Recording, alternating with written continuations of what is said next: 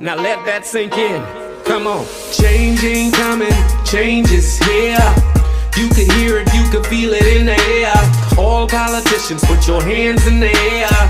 Just a stick up, let me make myself clear. I'm a grown man talking, so you know what to do. No one's leaving till we figure out the truth. Why you laughing? This ain't nothing funny. So no one gets to go home till we figure out this money. Change ain't coming, change is here. They say change ain't coming, but change is here. They say change ain't coming, but change is here. They say change ain't coming, nigga, change is here. Now if you ain't standing with us, then I know you against us. Bahamas, this ain't no time for us to be lukewarm. This is war, and we riding through the storm. Come on. Let's go, shalom to all my Hebrew brothers. To all my Muslim and Rastas, we need you, brother. Selassie, I know, I can't forget the Christians. Let's put our differences aside, cause it's a bigger mission. See, they've been doing this for years, trying to separate us. Kinda trying to keep us down and never elevate us. Now it's time to praise the Lord, cause he's about to take us over to the promised land where we can celebrate us. I got to do it for my kids that ain't even born yet. So the minute that they born, they already gotta check that check. Gotta have that time to collect, so they won't know how it feels to have that yoke around their neck. Yeah. See, y'all been robbing my grandmother, my great-great-grandmother and grandfather. It's like y'all can't get enough. Y'all just keep eating and eating and giving us nothing but taxes. Y'all went even as far as to say that this country's in debt and we ain't got no money. When 9 times out of 10, everybody in this country's possibly a millionaire. It's time to wake up.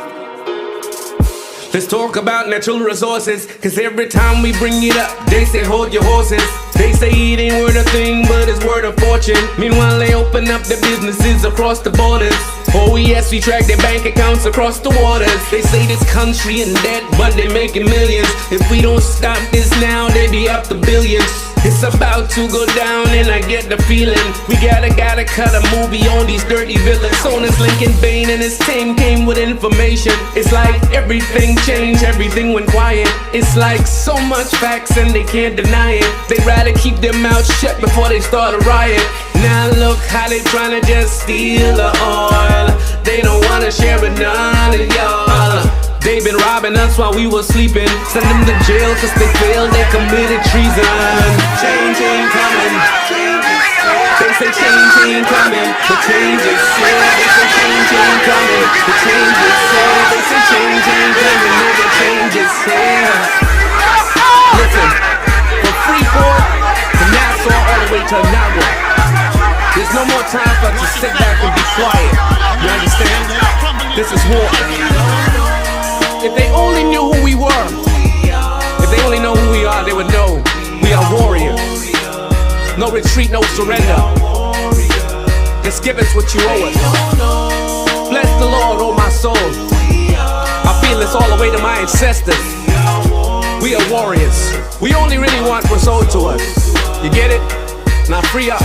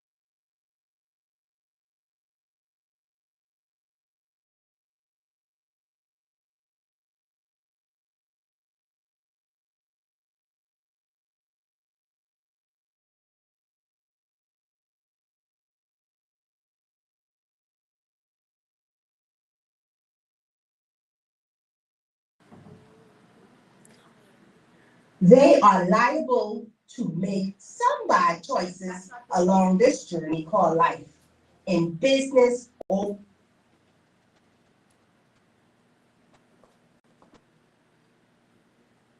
we gonna stand up?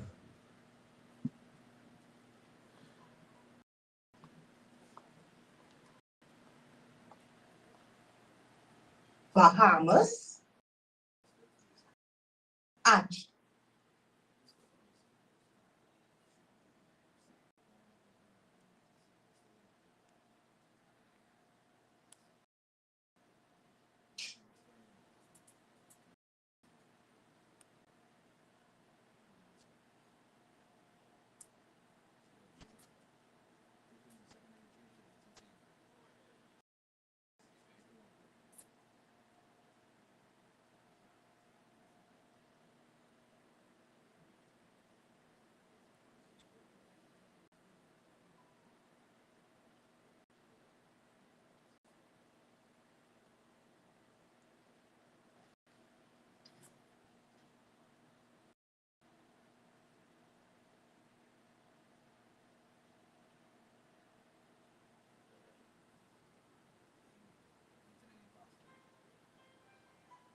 when we gonna stand up? Bahamas, are children getting killed in the Bahamas in fear of going to school? Bahamas, Haitian gangs forming, deliberately targeting our children? Bahamas, what we gonna do? Bahamas, our Bahamian food getting bootleg before our eyes? Bahamas, yet we still go out and patronize? Bahamas, look at our native craft markets in the Bahamas. Made in China still displayed? Bahamas, Cuban craft items getting shipped in weekly? Bahamas,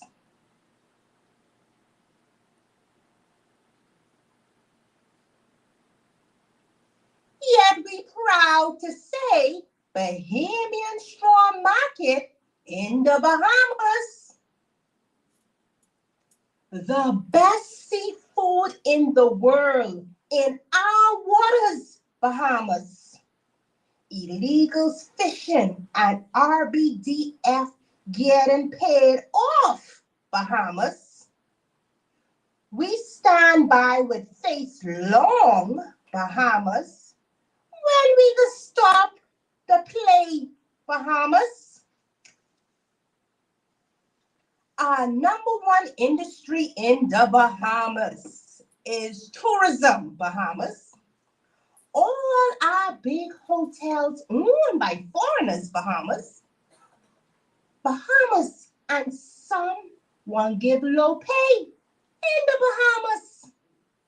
Soon when visitors come in the Bahamas, it won't be our face they see? Bahamas, now what you gonna say? Bahamas, boy, y'all could play? Bahamas, we have people standing up for we rights with no pay? Bahamas, now look what we gonna say? Bahamas, how we've never fixed? Bahamas, he take my money during a business deal he had going on in the Bahamas. There is bigger fish to fry. Oh, my Bahamas. MPs always telling lies in the Bahamas. Unnecessary taxations in the Bahamas. Partying out taxpayers' money in Dubai and the Bahamas. Big kickbacks from government contracts in the Bahamas. Minimum wage still low? Bahamas, making it hard for we to grow in the Bahamas. Increase in crime due to lack in the Bahamas. Plenty still live in shacks in the Bahamas. Illegals living for free in Wheeline in the Bahamas, while Bahamians have nowhere to go in the Bahamas. Victimization in the workplace still exists in the Bahamas because of who you vote for. My Lord, Bahamas. Ain't we an independent nation with rights, Bahamas? When will y'all fight, Bahamas?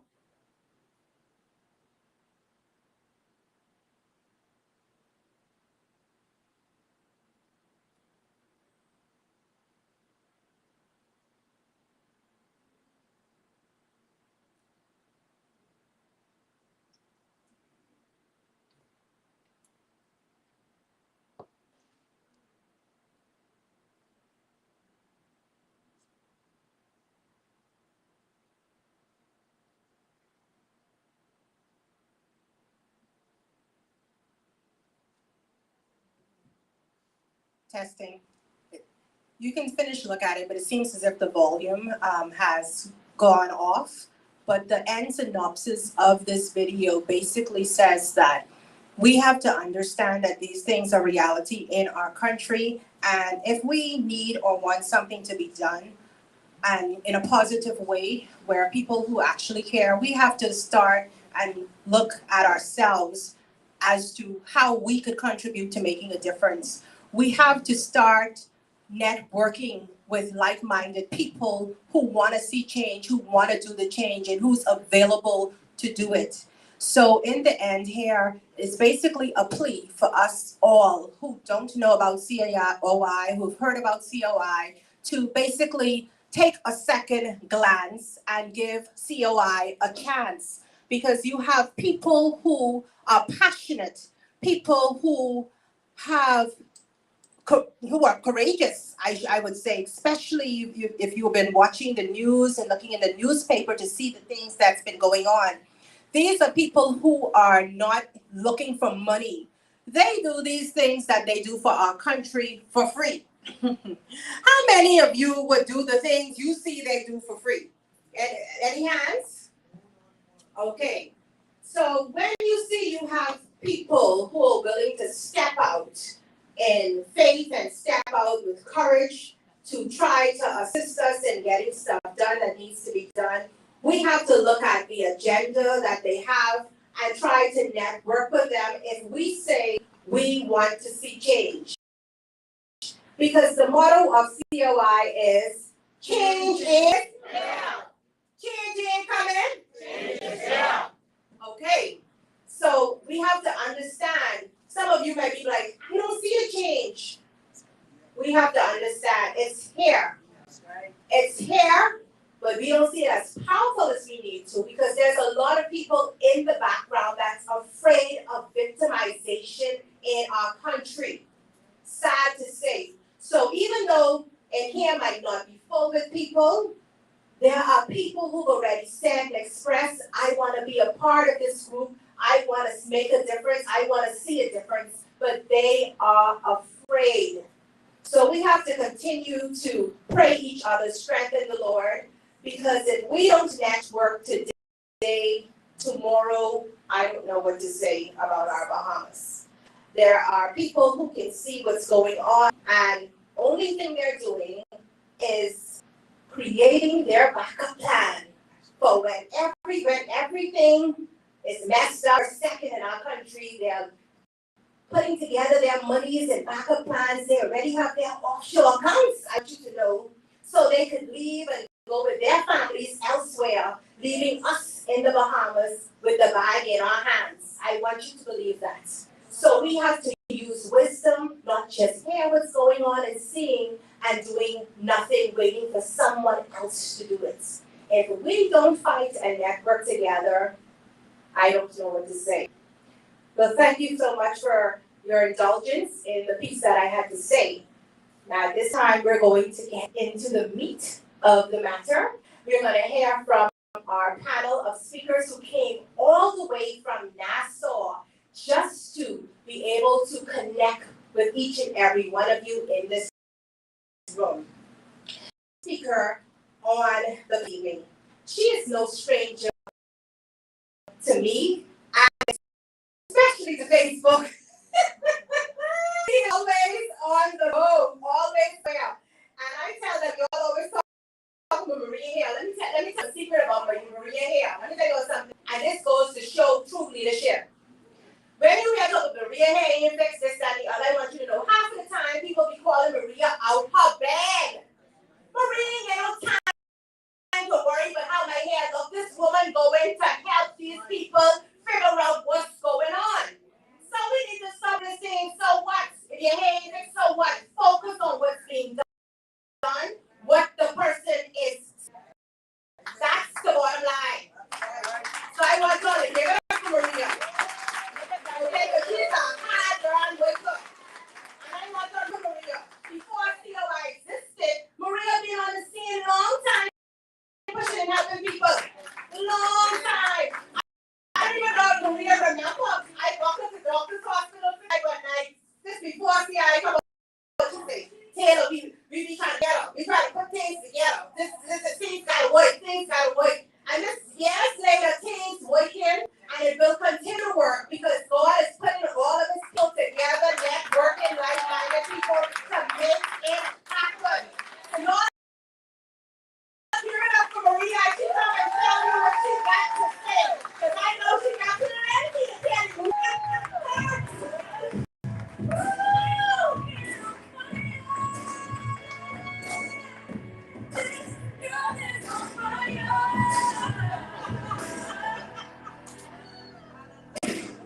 Looks like a girl, but she's the same. You can burn your eyes and look the other way.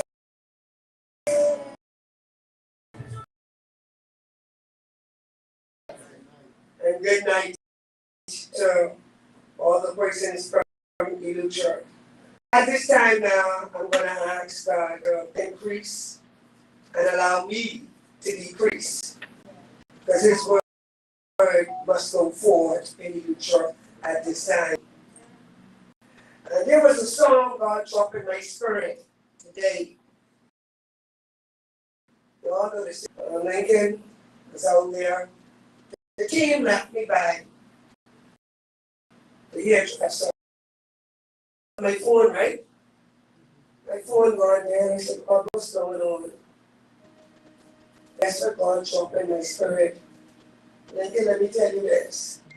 This song, Lord, and the song, Lincoln, it's the song. God dropped in my spirit that no one that form against us shall prosper. You see it? Why am I under it? But he's gonna have. Lincoln, that song keep coming. I can't get my phone back on. God tell me he deserves all the honor. He deserves all the praise. And I want to tell you, COI, they will try. But this word is going to go out, and the people is going to hear our voices all over this country and all over this world.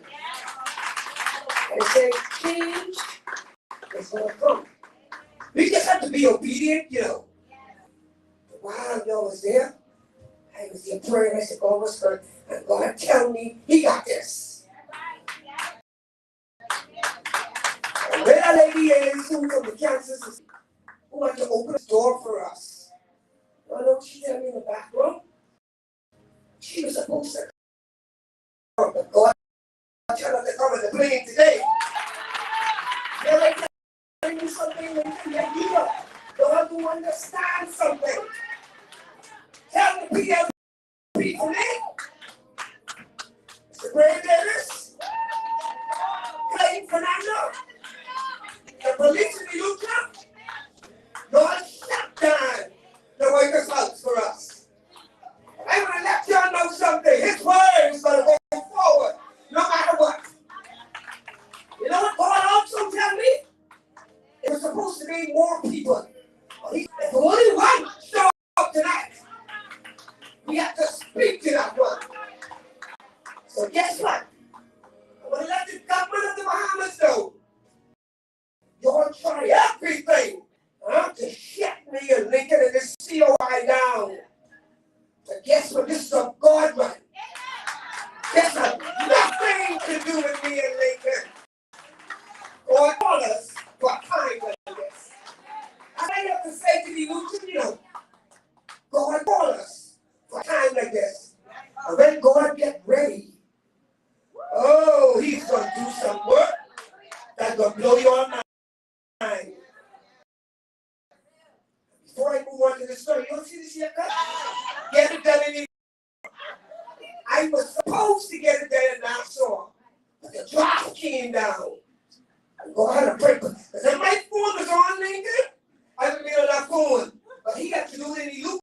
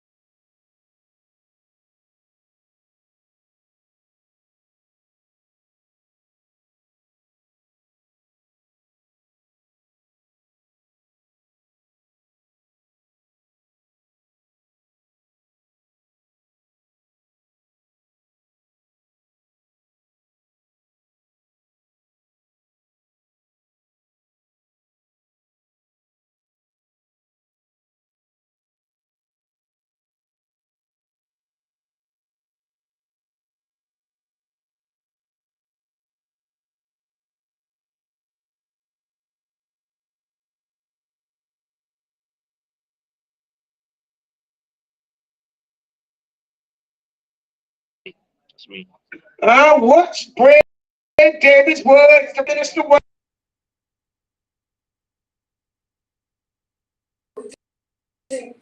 we have to conquer.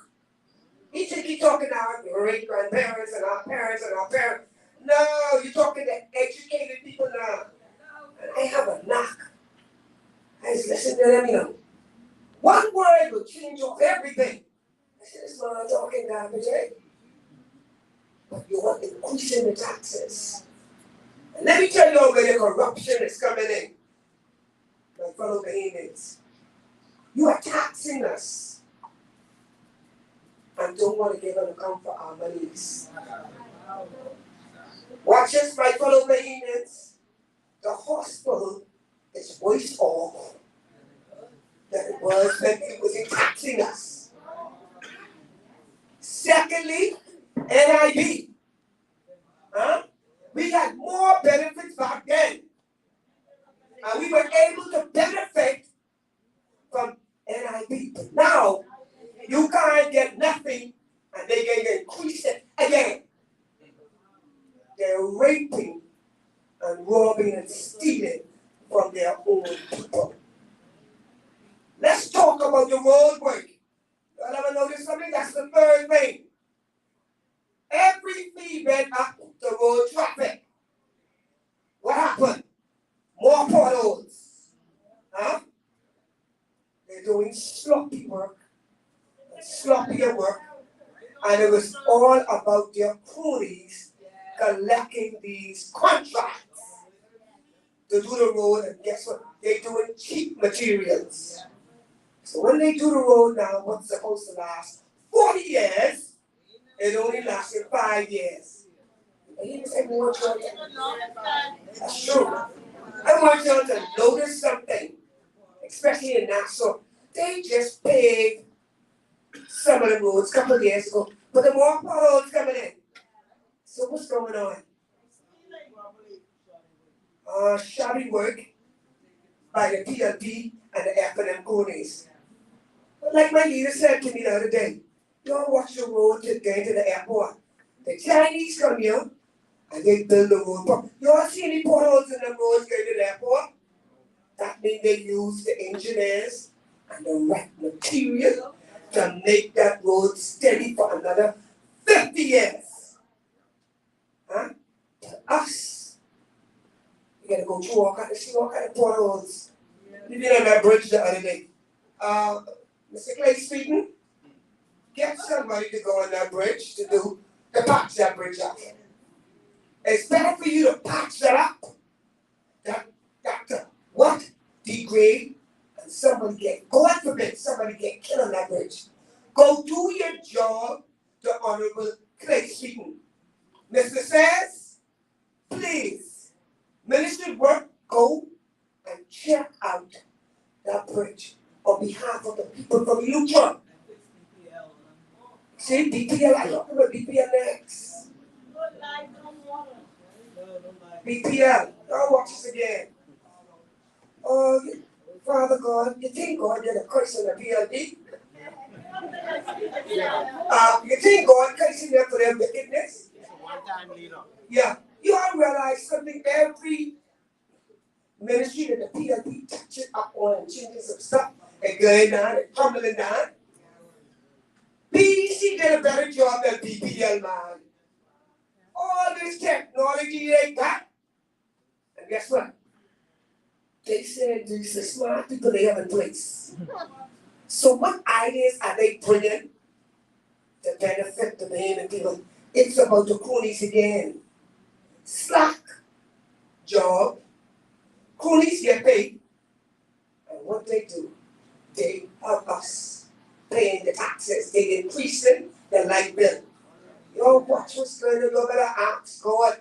The more we pay, the more service decrease. You are picking up everything they touch. The Bahamian people are suffering like never before. And we are here tonight to tell you all that we got the plans. We are coming to the Bahamian people. We gonna ask some of y'all for some solution, you know. When we I want God and the people's plan. Go into the people's house with our plan. We know how to operate your plan. But you see the Joshua generation, we gotta set a pavement for them. Huh? Because God got to secure this next generation. We can't have this next generation of children paying these taxes for the politician, the PLP, and the FNL. So that's why we come to Eleuthera. We will hear what your concerns are. So Eleuthera tonight, I want to tell y'all finally before I take my seat that this is a God win. When you watch us sometimes, we get tired sometimes. Like we even get tired sometimes. But it's about the Bahamian people. Huh? And only person can help us out of this is God. We need to stamp out or try to decrease this corruption in this Bahamas. I want to touch on crime, but I'm going to leave that for another day. So good night, everybody from Eleuthera.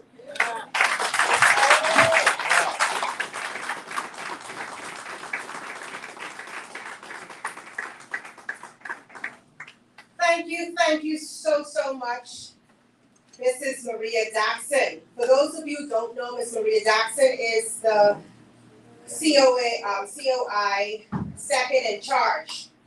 At this time, we are going to call another speaker. I can't wait. When I tell you I can't wait, I truly can't wait to hear what this second person has to say. This second person is the Shadow Minister of Health. Now, you all hear these different, I call it different things. You say, here, Shadow Minister of Health, you will hear Immigration XYZ. These persons are in preparations for actually activating in these roles. So I look forward, especially in this particular role, when you hear health, because this deals with our hospitals and all these different capacities with the healthcare system in our country. And I want y'all to know, our healthcare system is a horrible one. And I'm not saying that to be biased or to downplay it. The past 2 operations I did the same year I was in Cuba, and every time I go Cuba is like a mini Bahamas. When I turn around, Bahamians have the lobbies full. Bahamians going to Cuba because they were wrongly diagnosed. They were told there's no more chance. Nothing else we could do. That means we can't do nothing else, you could die. And I've heard many stories where the doctors there were able to fix these people. Things were able to be done, and people living and fine and strong. But something seriously has to be done with our healthcare system because there is no love in it. There's no love, and I'm not saying that. Let me see, when I say things, let me back up what I say for you. And Dr. Veronica come to see people need to hear real life stories. Yeah. I kid you not, my daughter is 26 years old, a nurse at Doctor's Hospital. On her birthday last year, she caught COVID, and she had a boil that grew on her behind at the same time. So she was in pain, aggravating pain. She went to the hospital, they said they had to do a mini operation. They did the mini operation, never put her in a room. And I live here, she's in Nassau. And I'm like trying to reach her. I didn't talk to her for 2 days. And when I finally got her, she said they did the mini operation. They have her in the corner somewhere because she had COVID. And she sounded very sad. I was like, what's happening other than you being there? She said, Mom, I don't want you to carry on bad, but because I know how you go. I didn't call you to let you know. I said, what that means? She said, I've been in here for 2 days and they have not allowed me to take a bath. I said, what? She said, they have not allowed me to take in a bath because I have no room and my dressing has not been changed. And every time a shift changes, I keep telling the nurse, no one has changed my bandage. And she's a nurse herself, so she knows when a bandage needs to change. And when she said that, hell rising me, I looked at my phone for the Minister of Health number, and he wasn't answering because I had his personal number. I got him on the Panama some time ago. And he didn't answer. So I called the hospital, like, who I know in this hospital? And when I called the head nurse that was in charge, she was there, I was like, my daughter isn't there, and I told her the situation. And this is what she said to me. Why didn't you call me, Taylor, to tell me she was there? We would have made sure she was straight. What does that mean? All of us are Bahamians. I don't care who you know. It doesn't matter. It's a healthcare system is created for all of us. Thank God she went and she got attention right away, but that should never be. You should never have to call to somebody in the healthcare system in the Bahamas. And I felt so terrible because the fact my daughter is a nurse. She loves her profession, and to see herself being treated by other nurses and people in the healthcare, it dampened her spirit. So we need to do better, Bahamas. Without further ado, Dr. Veronica MacGyver, Shadow Minister of Health.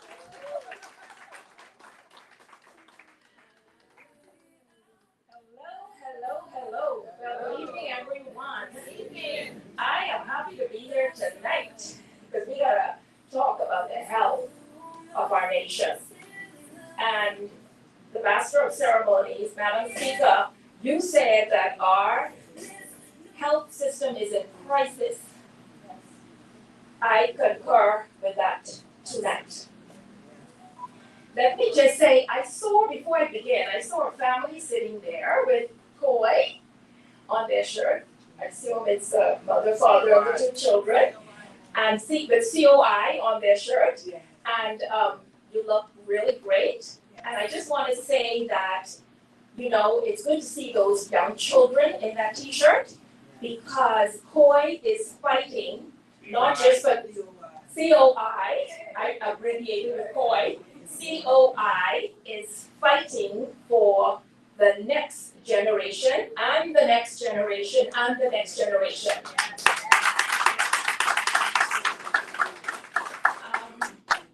By the way, I was born in Nassau. My family is from Ackland, my mother's family, but I chose to build my second home in Eleuthera. So I say that because Eleuthera is a beautiful island. It is just gorgeous, and I just wanted to tell you that the same concerns that you have, I am going to have while I am here. So I am not only going to be looking out for the Bahamas and all the islands, but Eleuthera is special in my heart.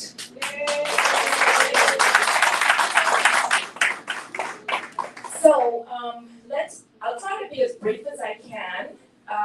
The health vision for the Bahamas is that we plan in Nassau, and I'll get to Eleuthera, we plan to have a health city in Nassau where we have a state-of-the-art hospital.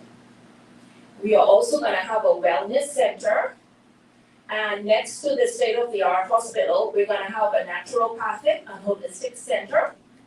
That's a center where we will treat our patients with natural medicine. I sometimes colloquially say bush medicine because a lot of Bahamians understand that. And I think that there's a future for natural medicine and bush medicine in the Bahamas. It can get to the point where we can actually even do research through the College of Bahamas and have this actually exported as one of our natural resources. So that's that's our vision for COI. I didn't say COI, Mr. Bain. I have some friends who call themselves, I'm a COI girl. So anyway, about Eleuthera, I visited the government clinic, one of them. I can be honest, I'm gonna be fair. I was disappointed. I was very disappointed, and I could imagine how a lot of your residents feel. And perhaps during the answer and question period, maybe we can talk about it a little bit more. I also visited a private facility, and I was quite pleased with the private facility. Every island should have, I guess, give you the option of a public and private. But keep in mind, everybody cannot afford private health care. And so the government's job is to look after its citizens, to make sure that healthcare is affordable for everyone and they have access to healthcare. As you know, a lot of you, even if you have a toothache, some of you have to get on the plane, go to Nassau, and when you look at the cost, your ticket alone is 200 and something. And then when you get to Nassau, you may have to pay another 200 and something to get that tooth out. Not to mention an Airbnb or a hotel. That is not right for our citizens. You all should not have to be going through that. So we're gonna have to change that, and we're gonna have a clinic in every settlement. That's nice, and then in addition to that, I promise you, Eleuthera will have a state-of-the-art hospital.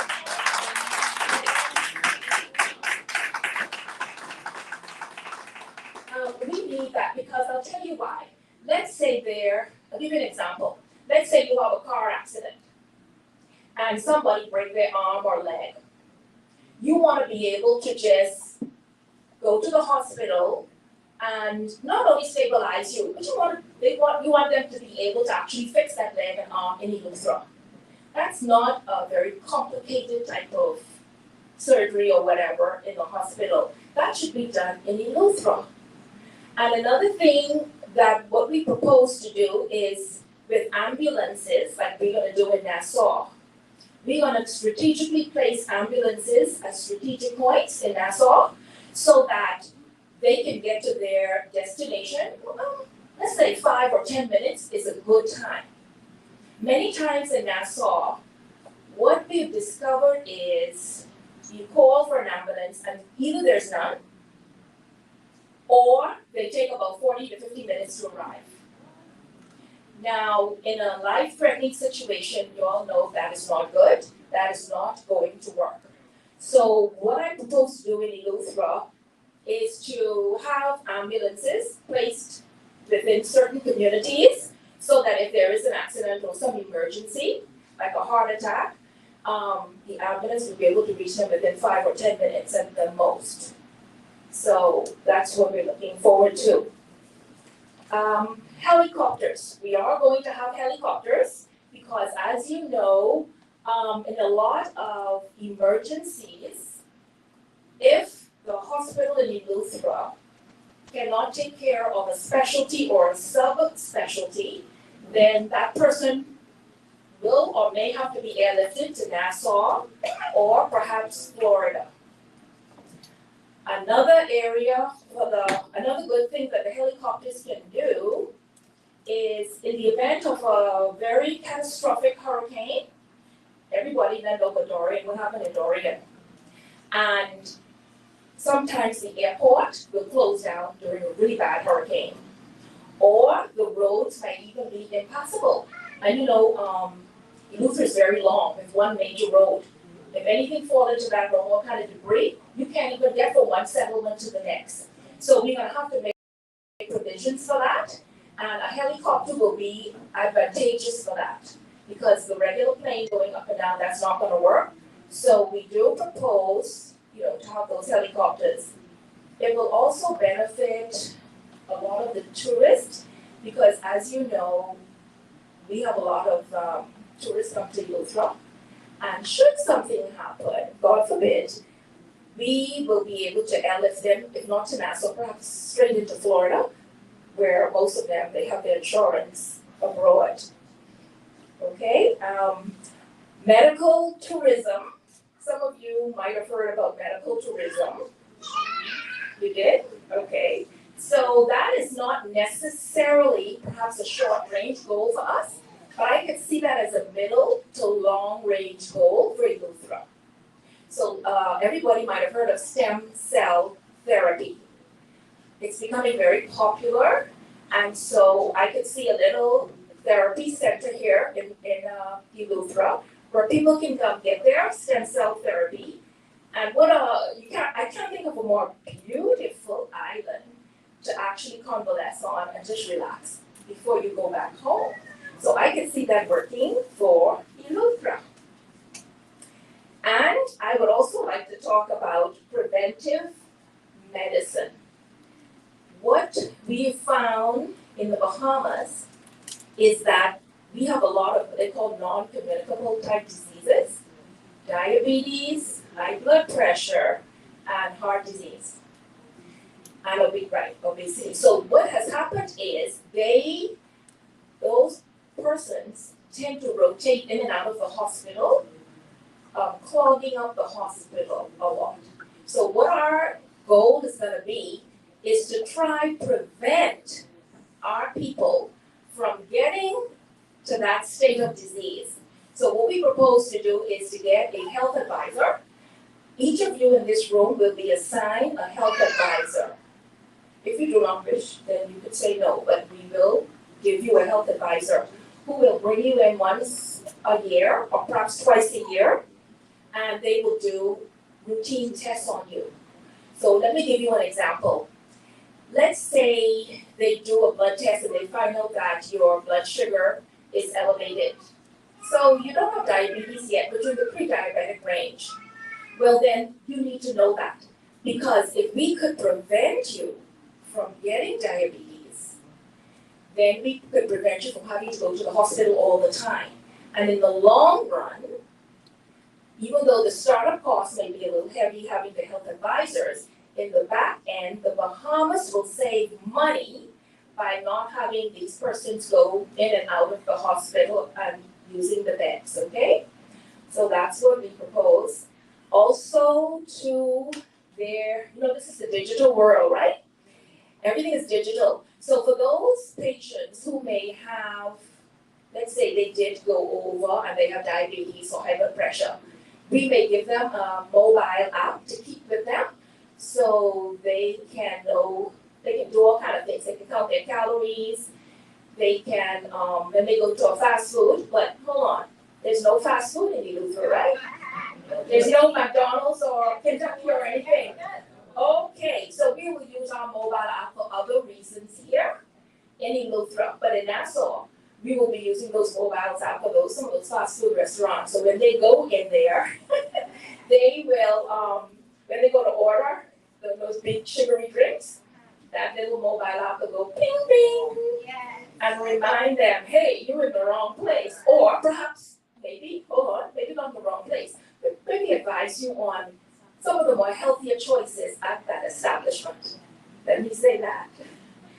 So anyway, at the end of this talk, we will have a question and answer period where some of you may have some questions for me as it relates to healthcare, and I will be happy to answer it.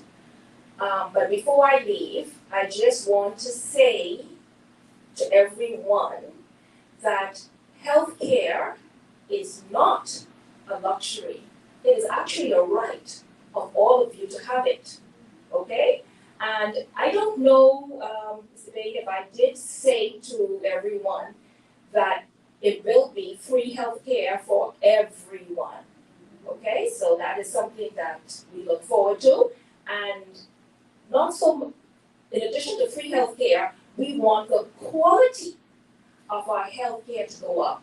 Right now, you can get healthcare in some parts of the Bahamas free, but what type of quality are you getting? And that is what we have to change. So change ain't coming? Change is here. Okay, thank you. We're broken down and tired of living life on the merry-go-round. You can't find out. Thank you so much, Dr. MacGyver. It's a pleasure to formally meet you. Thank you. We have some great things planned for us as a country. I look forward to each and every one of them. I hope y'all looking forward to some of the things? So y'all know what y'all gotta do. Y'all will see these things, right? What y'all gotta do? Okay, once y'all remember, I hope y'all remember that too. We can make this a reality and not just a talk. We can make it a real reality. Now, this person who's coming next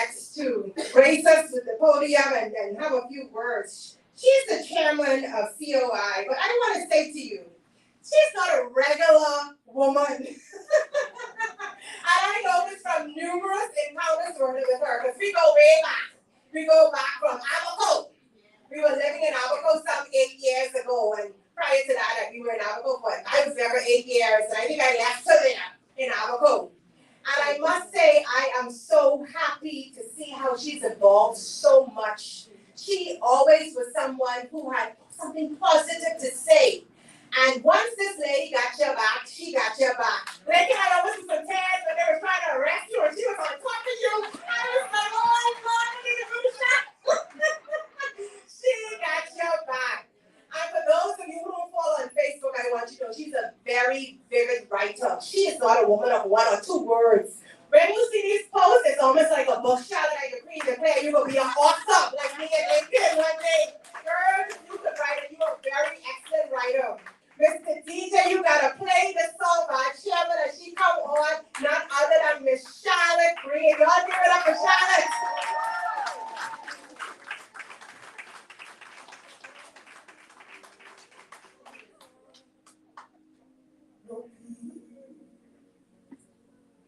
And the mountains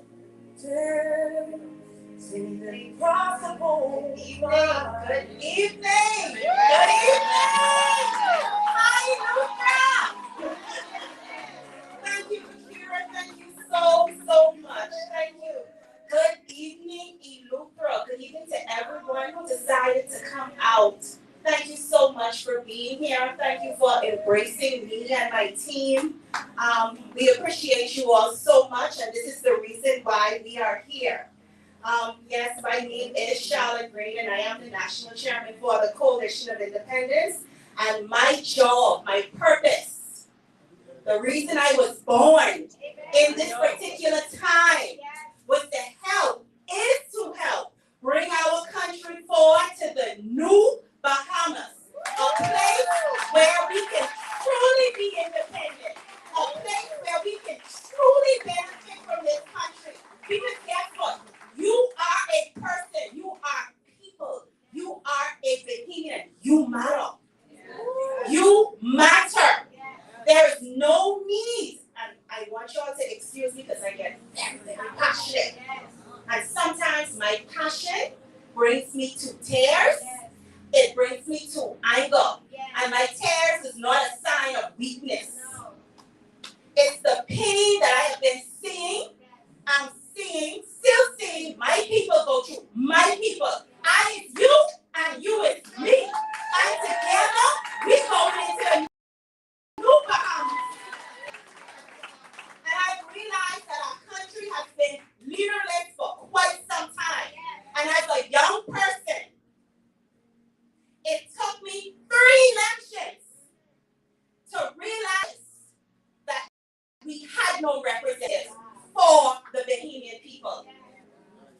It seems like we have never had a representation. No one to care about the future of our children and our children's children. We are seeing unprecedented kidnappings of our children in Nassau. How did we get to this place? I want to take you all somewhere because this is the reality right now of some of our brothers and sisters of what they're going through right now. Can you imagine going to sleep and your child is missing? You don't know whose hands they are in. You don't know what is going on with them. You don't know. And not knowing is the worst part of it. Our country has been open. The gates have been open. The back door, the front door, and the side door. All kinds of people that don't believe in God are coming into this country. The kidnappings have increased. We cannot sit down, sit idly while our country slips away from us, while our land is being stolen, and it seems like the only plot that you are promised is a plot 6 feet deep. Yes. 6 feet. And it might be 3. That ain't enough. We live in paradise. This paradise is something we all should be enjoying. This should not only be paradise to foreigners.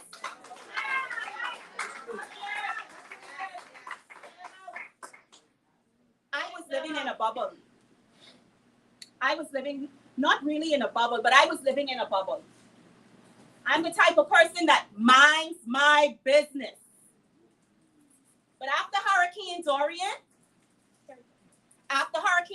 and I had to evacuate into Nassau, which is my home. The Bahamas is my home. So it doesn't matter which island I go on, that is my home. When I came into Nassau, and I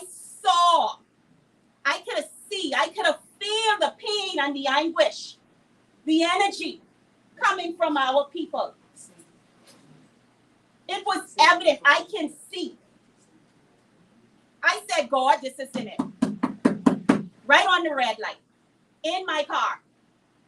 Before I knew a Maria Jackson, before I met a Lincoln Bean, God, this is not it. Fix it. Yes. Fix it. And have your way. Didn't know I would end up here. Didn't meet that courageous man, that courageous woman, Cara Ellis. But like Miss Jackson said, God is bringing his people together because God is tired of seeing us like this. And let me tell you something. I don't know about any one of you in here, but the way this country is being operated, it is disrespectful. You are hitting me, but I'm not looking at you hitting my children because it's them who are going to have to pay with taxes. Who do you think you are? The healthcare system is not good, but you hitting me with taxes. Who do you think you are? The education system is not good enough for my children. Who do you think you are? But let me tell you who they think we are.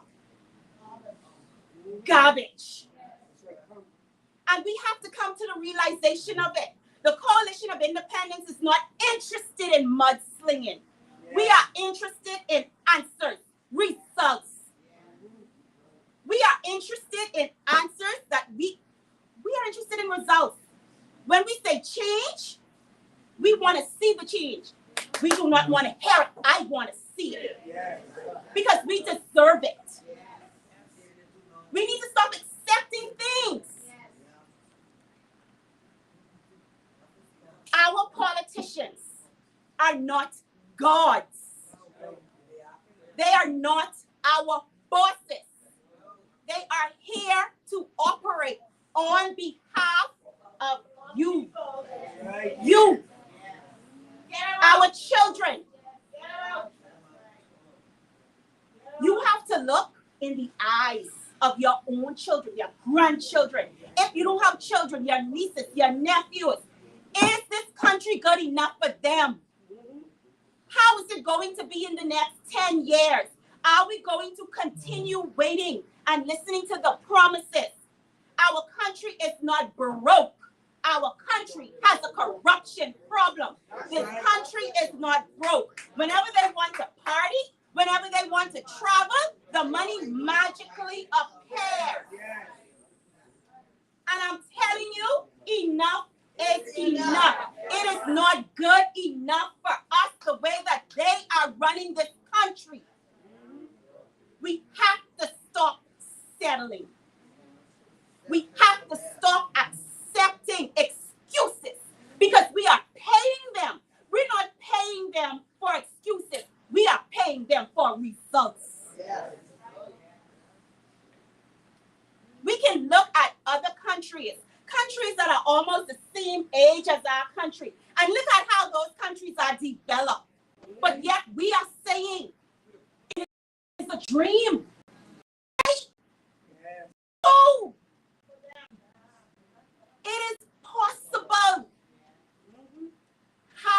a Bahamian in one of the most wealthiest countries in the world say that $100,000, I'm just saying, is a lot of money and it's impossible when, for crying out loud, they're sending spaceships into space. Right. Once upon a time, I understand that was impossible too. That's right. Before God created Adam and Eve, what did God create? The heavens and the earth. The garden. The garden was filled with resources. The resources was there for man to take care of and for him to use. Yeah. The Bahamas is filled with resources. And I want you all to pay attention. We were not educated in school about our country. But people on the outside know more than you. Yes.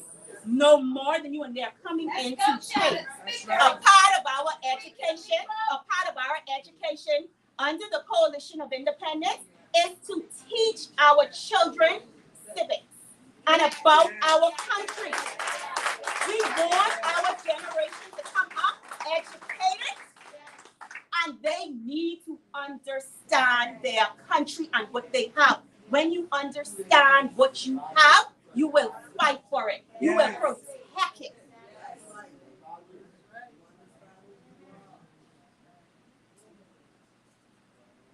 I always say to my family, you are kings and queens and prince and princesses. You are royalty in this country. Therefore, you should deserve to be treated like royalty in this country. You deserve the best from this country. That is your heritage. That's your birthright. No man, no woman, no foreigner, no politician should come and make you slaves in your own country. And this is what the Coalition of Independence is about. Again, I am you. And you are me. And I have taken the vow to fight for you, my country, my children, my children's children. It is time for us to leave true legacy. It is time for us to see the change, to feel the change. We can all agree that this country is under a heavy spirit of depression, stress. We can all agree to that. Ladies and gentlemen,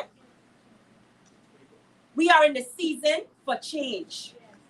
The old weapons of victimization has long passed. And our demonstration of constantly standing up unapologetically to face the government on these corruptions against people should prove to you that the old weapons does not work anymore. They have kept us in captivity of fear for a very long time. They are muzzling us, taking away our freedom, our rights, slowly. Our sovereign wealth fund was taken away from us. Our freedom of movement is being restricted. Our freedom of speech is being censored. What are we waiting for?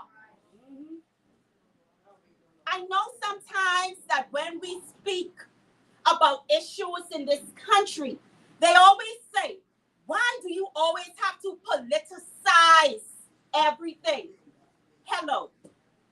It seems as though the politicians are in things they should not be in. So therefore, when you speak to certain issues in this country, you cannot help speaking about politics. Our politicians should be sitting in our used to be honorable house, drafting legislation and policy on behalf of the people. But instead,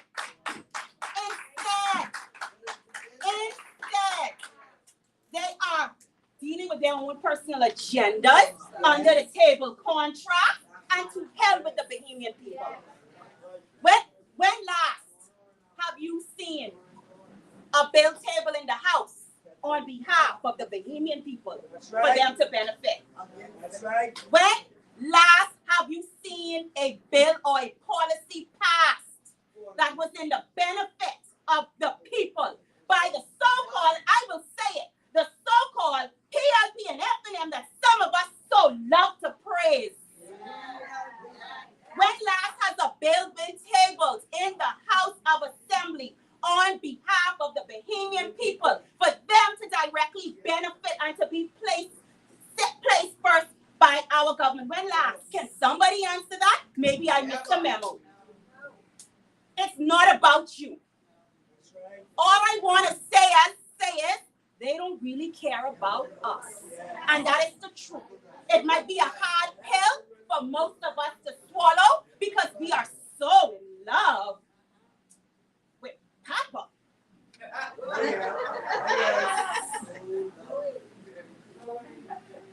Did you all know what he did that is affecting our children today? Do you all know what he did with the Quieting Act? He removed that. He opened the gates. He opened the gates for our properties. He opened the gates for our properties to be taken away. A lot of our crown land that is being squatted on, remember, it takes a village to raise a child, right? Let me tell you something about our crown land. Our crown land should be there for the Bahamians. We should have, like how they have the shanty town set up, they should be towns set up like the Beansville, the Davisville, not the Nixonsville. Call someone in. I am driving through, I'm going through Brownsville. Let that be a community. I saw a comment on Facebook when we told persons that we were going down to Blackwood. Someone said, oh no, don't go down there. That's Haitian Nation or Haitian Nation. And I will say this before I even get into that conversation. And I am going to say this unapologetically. First and foremost, Bahamians first. This country is a God-fearing country, and from I was growing up, I know our children, they didn't know better. Some still probably don't. We just can't, we cruel to each other in general. There's bullying all over the place from children. But my thing is, Bahamians do not hate. We are so welcoming. That's in our nature. That's our nature. That's literally who we are. We are a tourist country. We are a country of, we always inviting. We always welcoming to the point where we became servants. We welcome everyone from every culture, from every nation. But the problem is our nature has allowed us to become enslaved. The people that we once welcomed, and this is all people, are now turning around. And they're now, it's like we opened the gates of hell on ourselves.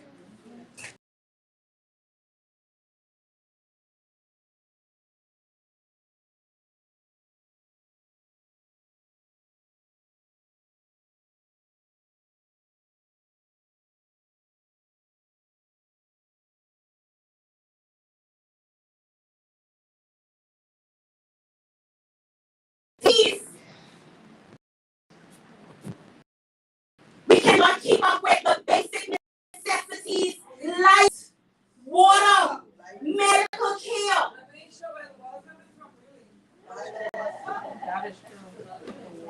don't know why they get people selling this water from our own rock, from our own place. Ladies and gentlemen, this is something for us to think about. We see a lot of the issues going around in our country, on our islands, behaviors for once in our lives.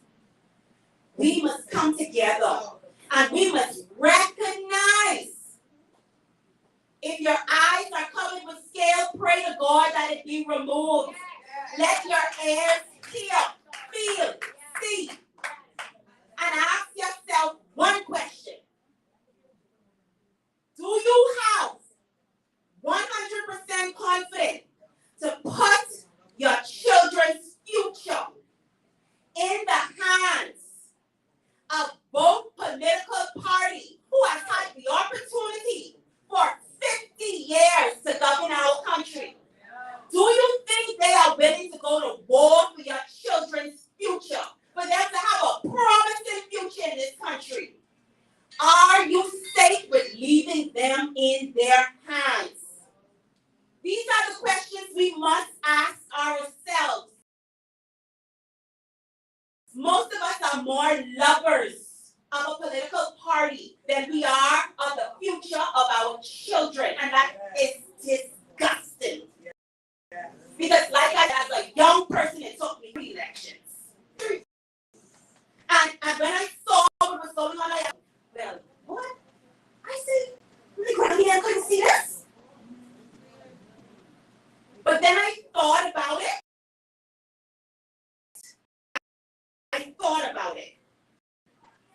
Nation was hitting.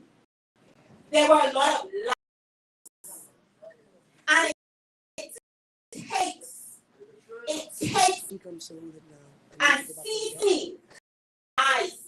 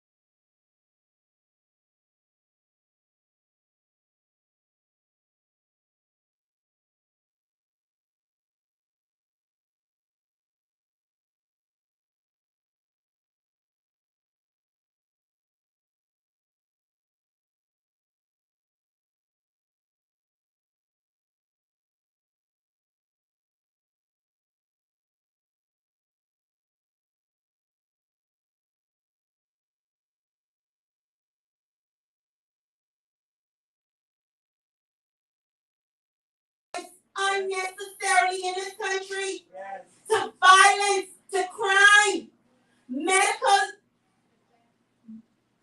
Jesus. Hallelujah. Go ahead. People died when they did not have to. Right. That works.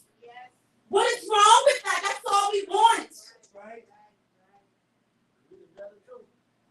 What is wrong with that? And there is nothing. Listen to me. This is a Christian nation.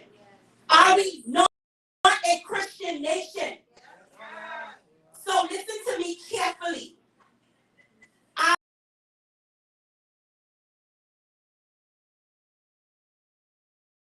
vowed with my life that I am going to stand beside my leaders, our leaders, and we are going to fight for this country. Come hell or high water.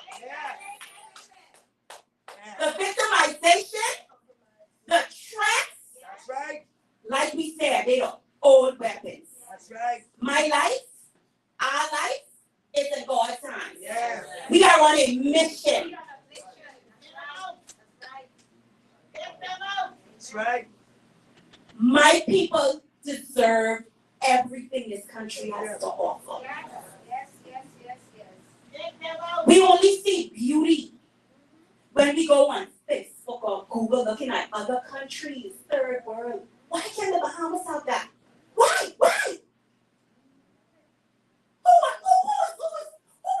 Who is my government or the government to tell us we can't? How? How dare you, Philip Ray David, take away the sovereign wealth fund from our people?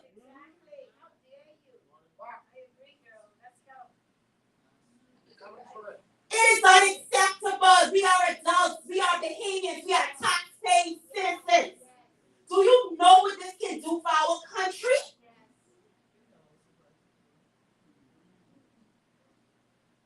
We have a lot of work to do. This organization is here for Bahamians, not for self.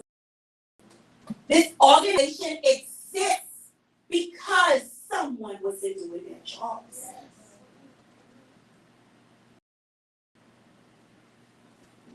This organization exists because persons like myself are tired. And instead of me sitting around and complaining about it, talking about it, I decided to do something. I am a fighter. I am a warrior. I am a Bahamian.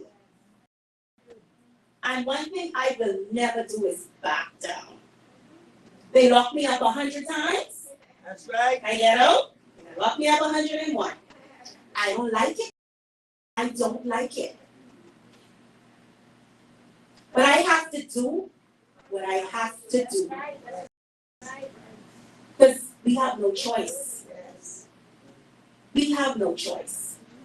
They're so used to us just talking about it, complaining about it, crying about it. But they know we're not going to do nothing about it until now. So for Eleuthera, we are going to do our best, and it's going to happen hopefully before election, but who knows when elections is going to be called. Yes. We need to start forming ourselves here in Eleuthera. We need to open up branches in Eleuthera. We need persons to be a part of those branches in Eleuthera. We need the word to continue moving on in Eleuthera, even after we leave from here. It is not about the Coalition of Independence. It's about all of us. The Coalition of Independence is basically a group of Bahamians from all different religious and political background who have seen the truth. Because I once was a big supporter of the of the people. Like I said, it took me 2 elections. Remember the last election I went to? When I said all these names, right? Yeah. When I saw that Brent Simonet was coming on, I was like, oh no. And this is what I said, listen, don't do it, don't do it, don't do it. He's only coming in to serve himself, That's not the people. right. And guess what? So said, so done. But one thing I did, I still voted. I knew the PLP was going to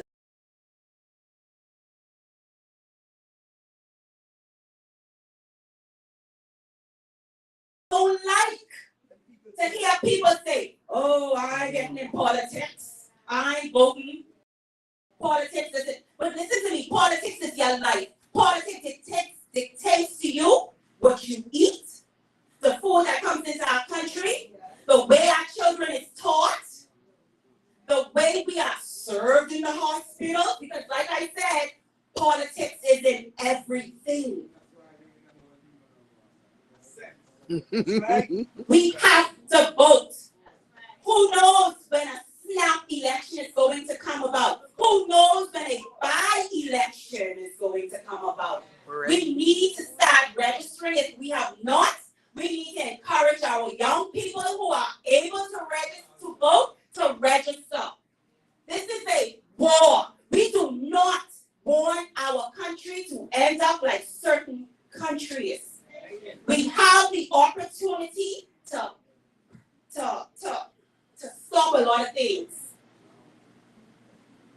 God is warning us. He is warning us. Take the warning. Take the opportunity. Let's do something about it. If you are not a member of the Coalition of Independence, I ask you to sign up and support this movement. To sign up and support the movement. See where you can be of assistance to continue pushing this organization. Because we have been carrying this banner for a very long time. And listen to me. I've had my moments. Oh, yes. And Mr. Bean could tell you, Maria could tell you, Oh, yes. my executive team can tell you. I was like, listen, no, I ain't quitting. I'm tired. This is not easy. The hardest part about this entire thing is changing the mindset of our people. That is exhausting. That is the hardest thing. With all of the information that is out and trying to convince you, we're literally trying to pull people into the land of milk and honey while they are saying it's impossible. I am trying to pull you out of the desert. And they're pulling back. And your hands are bleeding. But you know if you let that rope go. You know if you let the rope go. That's all is lost. Because who else do you see standing up in this country fighting for the rights of all Bahamians? Who else? And I'm not speaking about, now listen, the government is paying some people to come and pretend like they are fighting for you. To pretend like they care. Hence the reason why they will continue blocking Mr. Bean from coming on these talk shows. What are they trying to hide? What do they want him not to say? Why can't they address Mr. Bean? And notice, he's still walking around a free man. Everything he has been saying, and I am sure if they can find something on him, they'll throw him in the cell. So that means everything he was saying. Because they would want to lock him up for life. Ladies and gentlemen, like I said, movement needs all the support from Bahamians because this is about you. If you have not signed up as a member, We ask you to sign up and see where you can fit. Okay, so thank you so much. Thank you for having me. Thank you for having us. We appreciate you. And change is here. Amen. Change is here.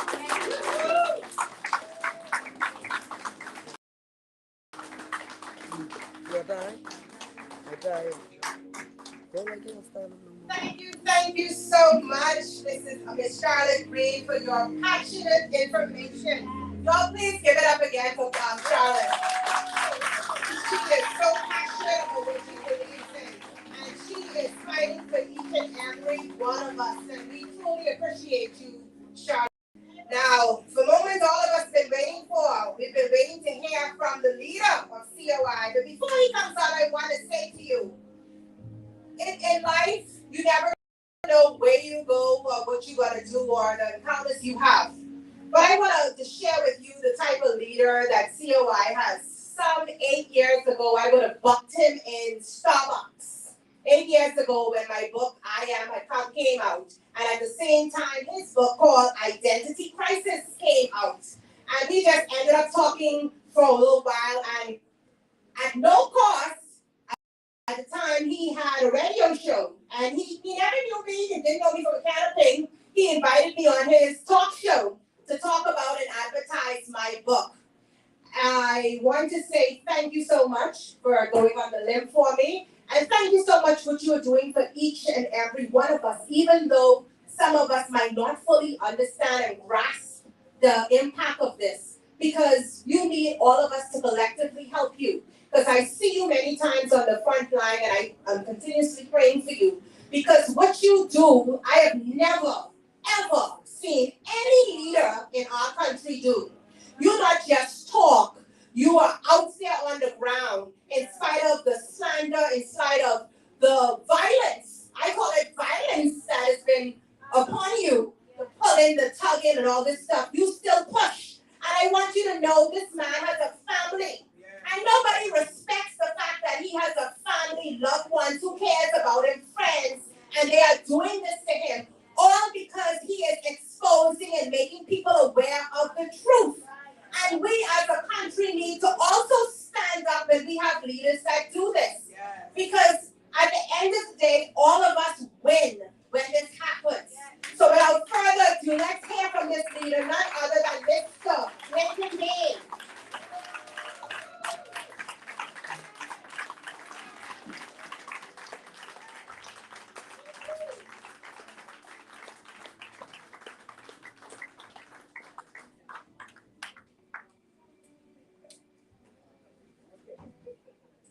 Change ain't coming. Change ain't coming. Good night, everybody. It is a pleasure to be here in Eleuthera, and thank you so much for coming out. Look till you came out. Thank you. Thank you. I love to be here talking to myself.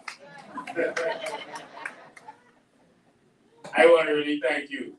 Man, I am, before I get to anything, I want to say hello to this family. They got on their shirts, their COI shirt. You're stand up. You're stand up. You're the best looking people tonight. They made their own COI shirt. Thank you all so much. They ready for change. They ready for change. No shirt was selling in Eleuthera, they make their own. That's what you call have an initiative. Thank you all so much for being here tonight. Before we start, I wanna do something that's really unorthodox. I got a chance to drive around Eleuthera a little bit. I've been coming to Eleuthera, but this time I drove around with intention to really see what was going on, really talk to people. And this isn't the Eleuthera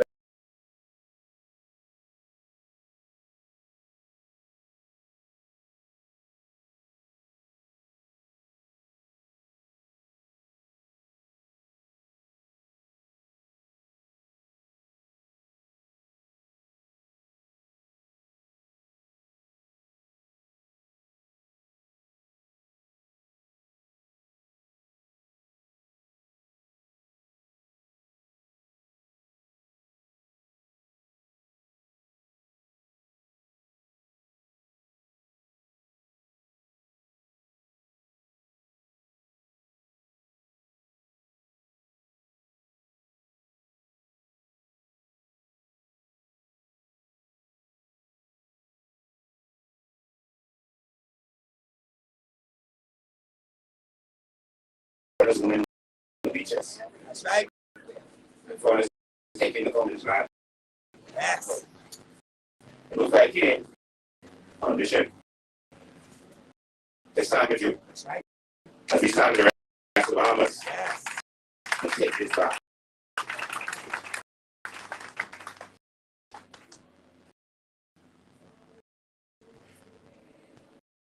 I want you to hold each other now. I can do something about it. Oh, yes. Agree with you, sir. Oh, yes. Because what I see it, we need some help. Oh, yes. I want you to know that while they say we're being taken over, I want you to open your eyes and see that there's more with us than against us. It ain't just the 400,000. There's millions and hosts of angels that are with us. Oh, yes. Protect this land. Because God loves this land. Oh, yes. Who been good to some people. Yes. And they're taking advantage of our goodness. And they're calling it hate. Because we stand to stand up. Yes. But you can call it what you want. You can't have my land. You can call it what you want. But it's behind.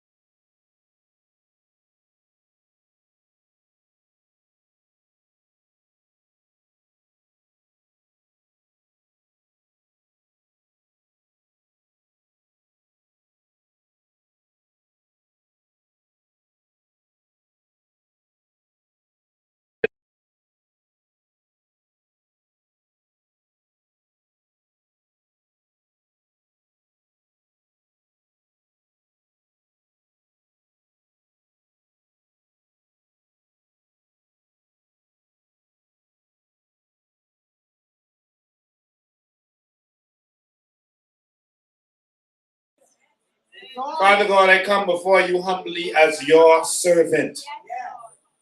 Father God, this is not about me.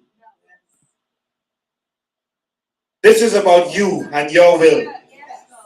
This is about the people of Eluethera who have toiled this land, who have built this land, and now it's being taken from underneath them, who have worked for this land, whose fathers and grandfathers left this land for them. This prayer is for Eleuthera, which is the seat of democracy in the Western Hemisphere. 293 years ago, democracy was established in this land, and it is being taken away from us.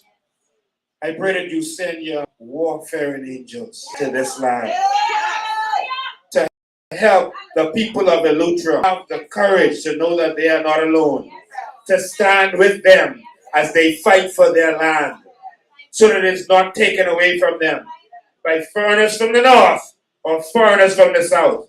Because this land is our land. And we will share our land, but no one will take our land, because you gave this to us. And you expect us to defend what you gave to us. Father God, I ask you to protect these people, to transform the economy of this country. We have continuously sinned by putting the wrong leaders in place who only care about themselves and not our people. Father God, you said that where there's no vision, the people perish. There has been no vision for Eleuthera, and so the people are perishing. But those days are over, because no one knows Eleuthera better than the people of Eleuthera. And it's time to put the power in their hands. Father God, protect this land and bless this land as we do our endeavor best to take it back. Amen. Amen.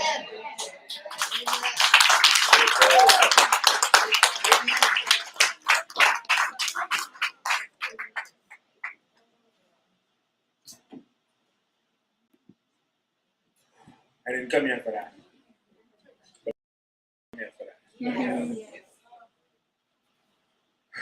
People of Eleuthera, we can't let this go.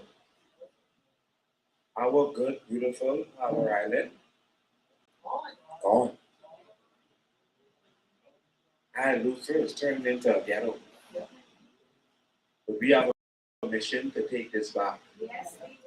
We have invaders who are being aided by our own government. Yes. Your own government is helping others take this land over. They're helping them. You can see it. They've been caught. We have released so many documents.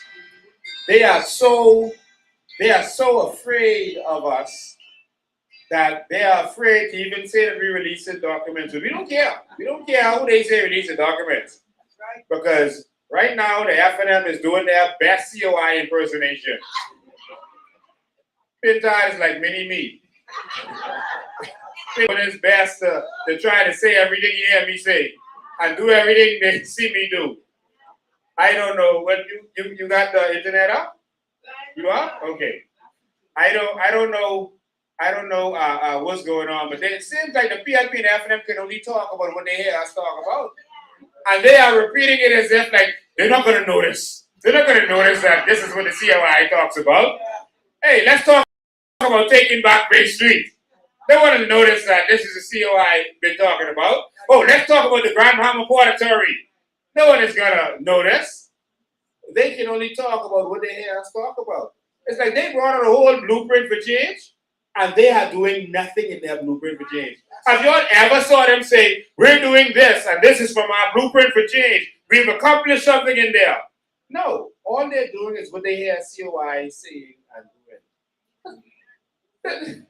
And then they're only saying it, and then they're trying to say it, they're going to implement it in a way that don't benefit you. Before election, what they say? Lincoln being selling dreams. Don't listen to him. Don't listen to him. Remember that?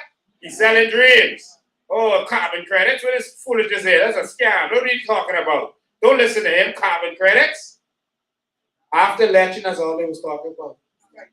They was going to take our carbon credits worth billions of dollars and give it to FTX. Whoa. Remember?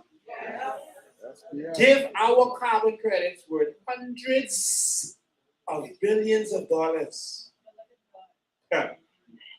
God didn't let them. Thank you very much.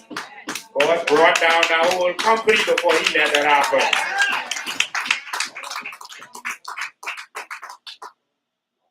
The scientists have now said, led by the University of Michigan, have now said that our seagrass alone. Someone say seagrass. Seagrass. Who know what seagrass is? You know what seagrass is? That's the black thing on the beach that you don't like walk on. When you say, Mommy, I ain't walking on that. That's dark. That's your millions right there. The thing we was rejecting and scorning is the thing that's going to transform this nation. I don't walk on seagrass. Well, I guess maybe the Lord put it in our hearts so that we'll preserve it. You don't even walk on it. Don't walk on the grass, God. That grass will worth something one day. And he didn't let us walk on that grass. And now the scientists say the seagrass alone is worth $156 billion. But tell me something.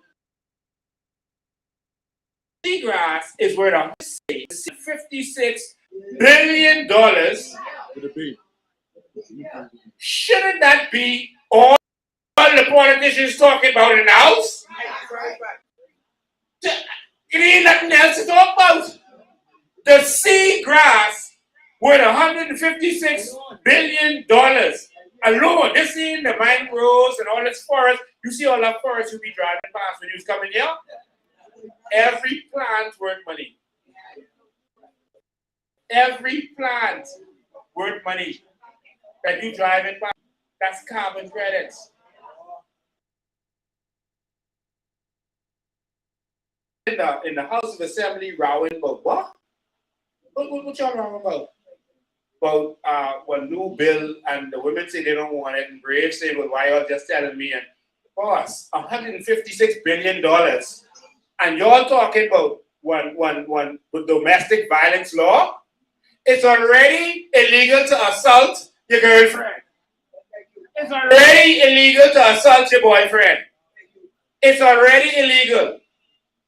They're distracting you from what's really important. There's no law that allows you to assault someone in a relationship. That's already against the law. But they're distracting you having row in the House of Assembly and having row with the women's movement because they saying we don't like this law. And Brave saying, well, why not just telling me? And they're having big row over that. Because they don't want you talking about the $156 billion. Before election, I knew this, I'd already done the research. But guess what? I couldn't say that because they would say crazy. They would lock me up for sure then. I'd have been in silence. Because I was telling the people about the value of the mangroves. After all the damage from during, the mangroves were about $15 billion. But the replenishment of the mangroves, because you get more credit if you replenish trees that were down trees. The replenishment of the mangroves. Right. My God. Let's take it down this. My God. You have no idea the value of what God has given us. But that little foreigner was in Hong Kong. That little white boy in his mash-up short pants and mash-up shirt and peasy hair was in Hong Kong. And then he realized that his company was going down. Yes. And he realized that his company had no assets and no value. And he realized he had to find something before Hong Kong got on to him. Because they can lock him up for sure. That ain't Brave them. And he had to find something of value. And then he studied and he saw our carbon credits. And he pumped money into Brave them. To say, listen, I can help you win this election. We win this election. What are the carbon credits? I think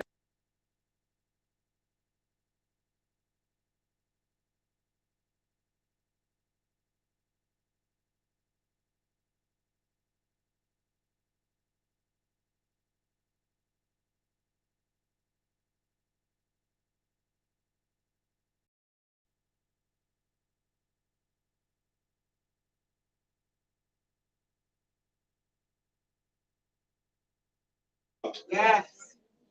they're going to put Brave as the prime minister?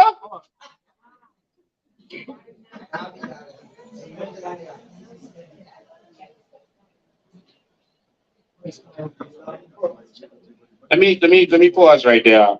Your mind if I speak plainly today? Go ahead. Go ahead. It's the messenger. Yeah. What do you expect when you make a man who told you he saw no corruption under the previous PLP? Y'all heard him say that, right? He said that. What do you expect him to do now? If he tell you that ahead of time, I did not see anything wrong in the previous PLP government, you expect him to say now that he see Keith Bell do wrong? That they can investigate Joe Bett for knocking down the police officer? That they go charge the Prime Minister of Abaco with rape and assault? You want to expect him now to say he sees something when he showed you all how foolish we are by telling you all, well, I see nothing wrong with what we do there. And if you all fall for that, well, why must he admit anything now? That's common sense. You all put a gangster. That's right. A gangster. I say this for you to hear me for the Brave Davis. You all put a gangster in charge of this country. What else do you expect? Before election, I told you this. I told you the crime was going to be on the rise. I told you that crime was going to be on the rise. I told you that immigration was going to go crazy. The invasion was going to happen. If a man stands up before election, has a rally in the Haitian village, and says, I am one of you and you is me, and I can look out for you. I have always looked out for you. What you expect was going to happen? I don't blame him for what he is doing. He do that. If a man used to beat you before you get married, and you marry him, and you complain when he beat you,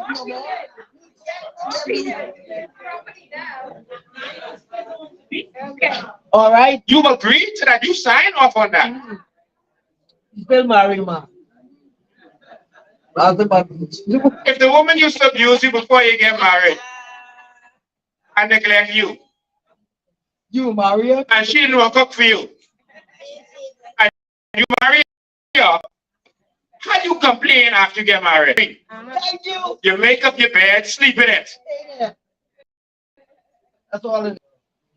So we knew the corruption before this. Now we experiencing it. And you going different? I don't blame them. So back to my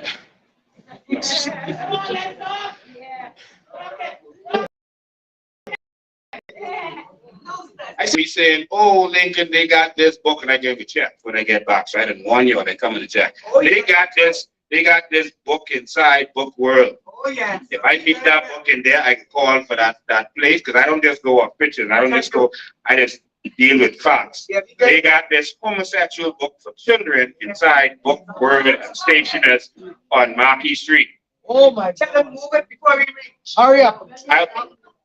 Mr. Wong, or whatever you name, Lincoln being coming. Thank you. I advise you to move that book off the shelf. You know, 1 to 9 year olds need to be looking at no one doing any funny business in our country. I come and see. And then me and you have a problem. But what do you expect when you put Fred Mitchell in the house? All right. Every time you put him in the house, these kind of things come up. Right. Every time. Without fail. And you expect something different this time? The man has turned the entire Ministry of Foreign Affairs into Sodom and Gomorrah. Some staff from there just talked to me on Thursday. Me too. So you can't work these fellas. Mr. Bean trying not to get locked up. Trey got this bunch of sissy fellas, and they begging you ball. And I trying not to get locked up.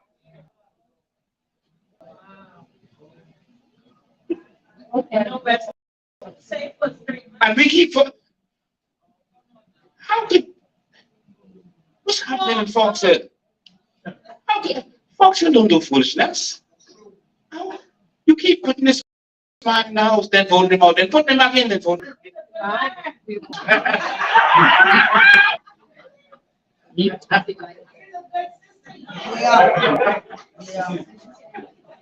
Yeah. That's no disrespect, Fred Mitchell. He's old enough to be my mother.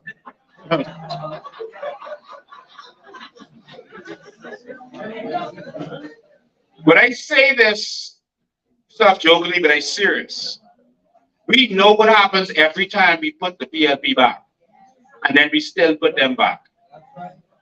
We know, you know what happened. You know what happened when you take that fella back. You know what happened. You know exactly what happened. Then you take him back, then you go to your mommy complaining, man, mommy. You know what was gonna happen. Now everybody crying. But you know that was gonna happen. So now, okay, you're crying now. So next time, what? You can put the F and M back? You know what this happened when you put the F and M back. You know what has happened. They get arrogant. They talk to you any kind of how. They put laws in place. They tax you to death. And they put laws in place for the rich. That's right. And the rich rape you. But you talk pin tax? So I didn't come here to talk with them today. I came to talk with us. When us, I mean the Bahamian people and the Eleuthera. But I just had to put that there because they, the people who are victimizing us, who have been doing so for 50 years, we've been falling for it. And if you don't wake up, you'll be in problems. Mark my words. This is the last election that we are going to be the majority. After that, it's over. You better talk to your family and your friends and children. You better evangelize. This is it. Bahamians are leaving this country in droves. We are turning into them. We leaving our country. The children ain't coming back. I can tell you in a minute how we can fix all this. But our carbon credits are worth hundreds of billions. Now, this stuff I couldn't say before election because they would say crazy. But Alfred says, and Philip Brave Davis went in the House of Assembly and told you it's worth $33 trillion. With a T. And that are my words, right? That's their words. That's their Alfred says, and Philip Brave Davis. That's their words. Let's do some maths. All right? So if the seagrass alone, before we touch anything else, is worth $156 billion. We believe it's 150,000 Bahamian adults, 21 and over. No way, nothing yet. When you reach 21, then you can start getting yours. Until then, your parents deal with you. 150,000 us. It's only about 200,000 adults. $156 billion. That's more than $1 million for every Bahamian adult.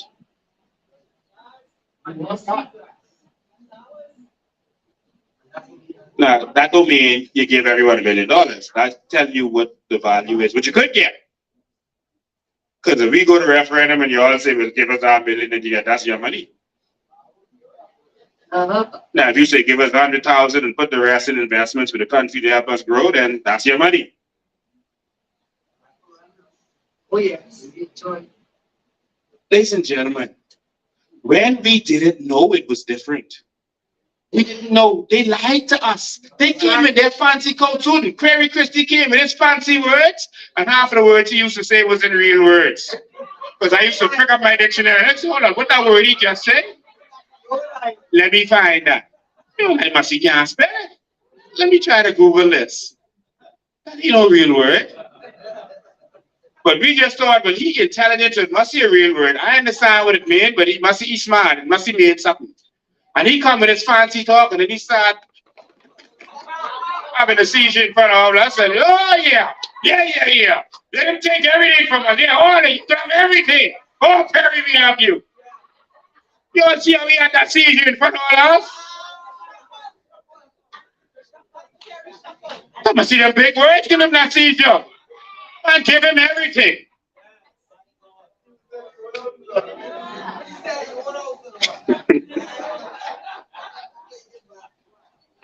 And then we listen to Hubert Alexander Ingram. Well, he say, you know natural resources. And Perry say, you know natural resources. You see, I say it, my best friend say it, it must be true. Say what happened? Actually, they told it in school too. The Bahamas has no natural resources. And it wasn't until, now, people have been talking about natural resources for a long time. People have been trying to say, you know, you had a lot of people talking about all this stuff. You had KCX and Prescott Smith and all these fellas, Campbell and all these people, they see out and they've been talking about this stuff. But what we did was we brought you the documents. That's right, they did. That's right. And we showed you the proof. We wasn't talking philosophy. We came and we said, okay, Ingram, you say we don't have no natural resources? Well, why your signature on this document giving away billions of dollars of our natural resources? Huh? If it ain't, that's your signature. All right. If you don't know natural resources, why is Mr. Thompson from the PLP signature on this document giving away billions of our natural resources? This is our Aragonite giving away, and you're giving away our limestone and our rock. Your signatures on these, but y'all pretending ain't no natural resources and lying to us. And then when we started talking about it, what do? They sent Romy Ferreira to say, hey, the Aragonite is only worth $2 million. There's $2 million. Well, who told you that? 3 birds and a goat.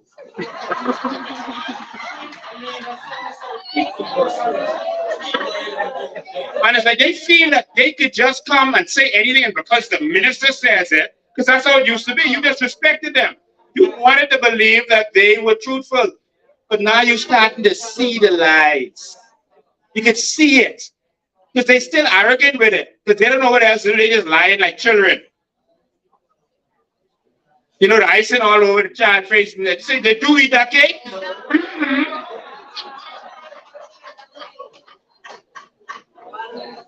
Like Keith Bell, the evidence all over him. Keith Bell, what you doing over there? Nothing. I behaving. They lying on me. Lincoln Bar, don't listen to him.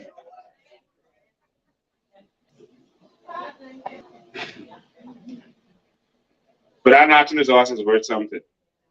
It's worth a lot. When we didn't know, I expect you to wear a red and yellow shirt. Now that we know, you have to be an absolute fool. I can't say it any differently. And the reason is because the FNM then show you, you ain't getting that. Did you hear Pitt say anything where Brave Davis ended the Sovereign Wealth Fund? Not a peep. When Brave Davis said the carbon credits and put it in his name, the Prime Minister's name, you heard Pitt say anything? Not a word. He ain't getting no more tripping. Not a word.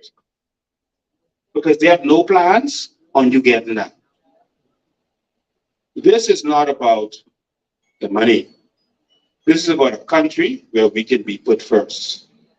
This is about ending the corruption. Because that is what COI is about, putting you first and making sure you benefit, making sure that the Bahamas is for Bahamians. That's what this is about. If you have for $100,000 that they always talk about, you misled. That ain't what this is about. This is about getting our country back so that no one else can take this from us. Leaving something for your children. Our children are now going away to school and leaving for good. We are not building a home for them to come back to. We have failed. We have failed, y'all. We don't need no electricity. I can talk loud. And I'm very dark. So when I go off, just look for the darkest spot. That's I'm proud of my blackness and my Bahamianness. I'm a Bahamian. So we are going to take power away from the politician and we're going to put it in our hands. Because I'm sure you're all tired of trying to call your MP and they change their number. Well, we can change the system so that you don't need to call them. You know, you don't need their number. They can be trying to call you. They can be trying to call you and say, man, listen, I need this done in Exuma. You all can't get this. No. Too bad for too long. Right. You ain't gonna need the PLP ones especially. Thank you very much. Listen, we are going to have our in states. All the complaints that I see in Eleuthera, in Abaco, in Grand Bahama, in Andros, everywhere we've been, all the complaints can be resolved in 2 simple things: island states and city government. That's what we're going to do. Let me break this down. Thousands of people is on there watching. A lot of Eleuthera people on there too. All right. Let me break this down. How we're going to. And this is very important because you have to change the system. The system is the problem. And so these fellas have been too powerful. They keep the power in their hands because they want to determine if you get a speed bump or a dock. They determine if you get a stop sign or a bridge. Are over. So let me tell you how we can take someone say, oh, Lincoln them, they just doing it because they want power. We want the people to have power. Because we tired of living in a country that nothing works. Nothing, nowhere works. And we have the solution. We have the solution. And it's simple. No one can serve you better than you can serve yourself. You know, I opened a shoe store in the Western Hemisphere, out of DSW in the States, right? I was fighting our homes and about this, when it's breaking down the church and the homes in Pinewood, and mysteriously my place got burned down, right? I'm blaming you, our homes, but you're a suspect, right? When I was doing the research for this store, I had never seen women's shoes. Real men don't even notice your shoes. Yours wear the nicest, sexiest shoes. We don't look at them. We never even look at your fortune. We don't look at no shoes. I'm sorry to tell you, all right? The whole package together with the shoes is like, okay, yeah. But looking at your shoe, we don't do that. If a man looking at your shoe too much, that's when the friend people. Right? Yeah, yeah. I don't like that shoe. Put on the next one. Run. Anyway, when that business opened, I was in the school, and I was sitting down because we had these big in London, all right? So I was there when I was open. I just invested in it. And they were sending me all the shoes so I could look through them. And so I'll be in law school. I wasn't be listening. I'd record it on video, and I would be there going through looking at shoes. And you know, one of the students came out, like, beautiful white girl. She came to me. Are you gay? She made me gay. Oh, she said, but you're looking at my shoes.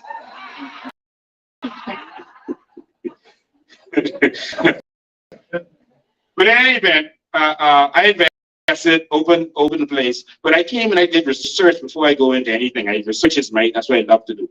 And so I went and I sit down in John's for hours. I'd be the only man in there. I sit down in John's shoes and look and see the people, the women coming out complaining, want you and coming out mad or not getting nothing and coming out mad for someone to serve you and then when they serve you, they go back forever and come back and say, yeah, for too big. You know, and so people were complaining. And I said, you know what? Let me go to the US and do some Thursday. I went and I saw that all the stores were selling Payless, DSW. It's like, they don't do that in the Bahamas. Oh, I'm going to bring the first one because no one can serve you better than you.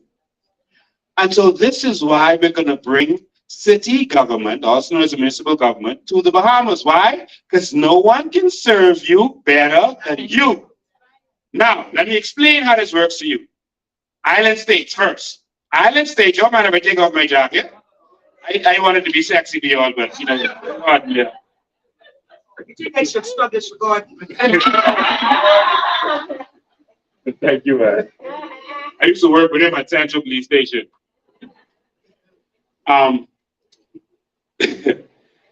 Island states. The power of America is that they are 50 countries in one. That's what makes them so powerful. The European Union realized that and they decided to form a union, that amount of countries in one. The power of the Bahamas is we can be over 20 countries in one. We got 700 islands. We focus on the ones that are inhabited now. We can be over 20 countries in one. If we leave the island economies alone and stop stealing from it, you are being robbed blind. You could put $100 million into the economy and get $2 million back. And then you could be shaking pom-poms voting for the people who are robbing you while you don't have no proper health care, while you're dropping in potholes, while the electricity can't stay on, while your water can't stay on. But you got more than enough water. So you have more than enough money to supply your water, to supply your electricity, to supply your hospital. Island states mean that your money will stay in your economy. you will pay. That's clap. That's a good place to clap. You see how we can change the system? You're not going to take your money, send it to some politicians in Nassau, and then hope they build you one bridge. Why the glass window bridge still look like that? Because you're waiting on the politicians in Nassau to fix it. And the last quote they gave for that, they should get locked up. $20-something million for one slab of bridge. Jail. That's right. That's 20 clinics, eh, Lincoln? Paris Island Bridge ain't got that. They was gonna rob you all. But in any event, when you make your money in your economy, you pay a royalty to the central government so that we can still run the central essential stuff like the police, education, that kind of stuff. But you keep your money in your economy. You have your own budget. Local government is a sham. Yeah. Because you don't have a real budget and no real authority. So we don't need to go to referendum to go to change the law on this, because you have the local government law. We just have to modify that law, and now you will have island states where your money stays with you. All right, and now we have all these states in one to make all of us better. All right. Eleuthera could have an economy that rivals Barbados, Bermuda, Cayman, Eleuthera alone. Same thing for Andres. Same thing for Grand Bahama and New Providence and some of our southern islands, because we got some vision for them. If we make them that big, we could have $100 billion economy in no time. This without considering the carbon credits and the natural resources. It's just from their existence. Singapore has a similar economy to ours. They got a $500 billion economy. Jesus. They ain't got no natural resources, nothing. They just have government with vision working for them. Back to my point. And so now that you have your island state, where you have your autonomy, you have you're able to local laws to govern you, because no one knows you better than you. It's similar because, see, you know what we're going to do? Get rid of the king. Yep. We're going republic. We're going right back to election when we win. We're going to referendum and we're getting rid of the king. So we're going to have a republic state. We don't want a republic like Barbados them. That's still the Westminster system they're working with. We are going to have a republic like the United States, where we have a president and a vice president who deals with the central government. And then you have each island has its own government. Island has its own governor and its own lawmakers who can determine it and do certain things in their own areas. Yes. All right? And they make determination, and you vote for the people who are going to be leaders. No more will the commissioner of police be a puppet of the prime minister.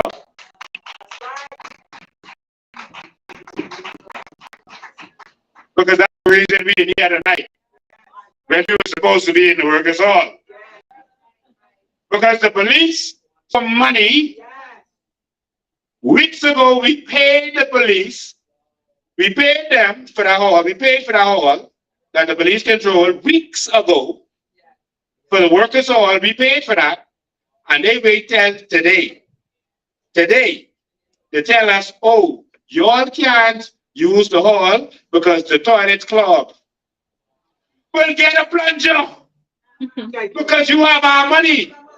Take something out of them hundreds of dollars we give you and buy a $5 plunger and unclog the toilet. Right. And so then the story come back. The real story is that you all didn't give us the money in enough time for us to get authorization from Nassau. That's the story. I'm saying this publicly. So in my opinion, you all stole our money because we didn't get the money back yet. We get the money back yet? No. Huh? No. We get it now. Oh, she said we got it now. All right. So the thief bring the money back to the bank. They're wrong.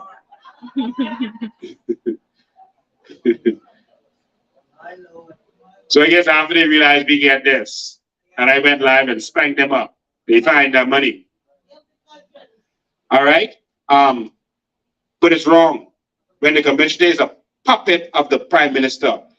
Again, our mission is to take power away from the prime minister, from the president, and from all of the politicians. Yes. I ain't looking for power. I'm looking to take power, put some rules in place, and then go and retire and enjoy my life. Sharon don't want to travel, I must take a travel to it.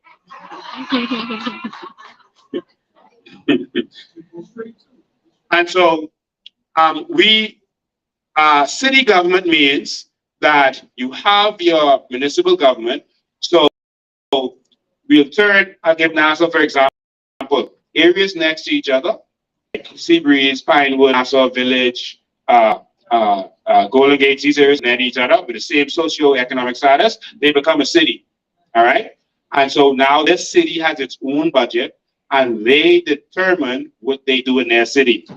I see people in Pinewood been crying for almost 40 years about the flooding.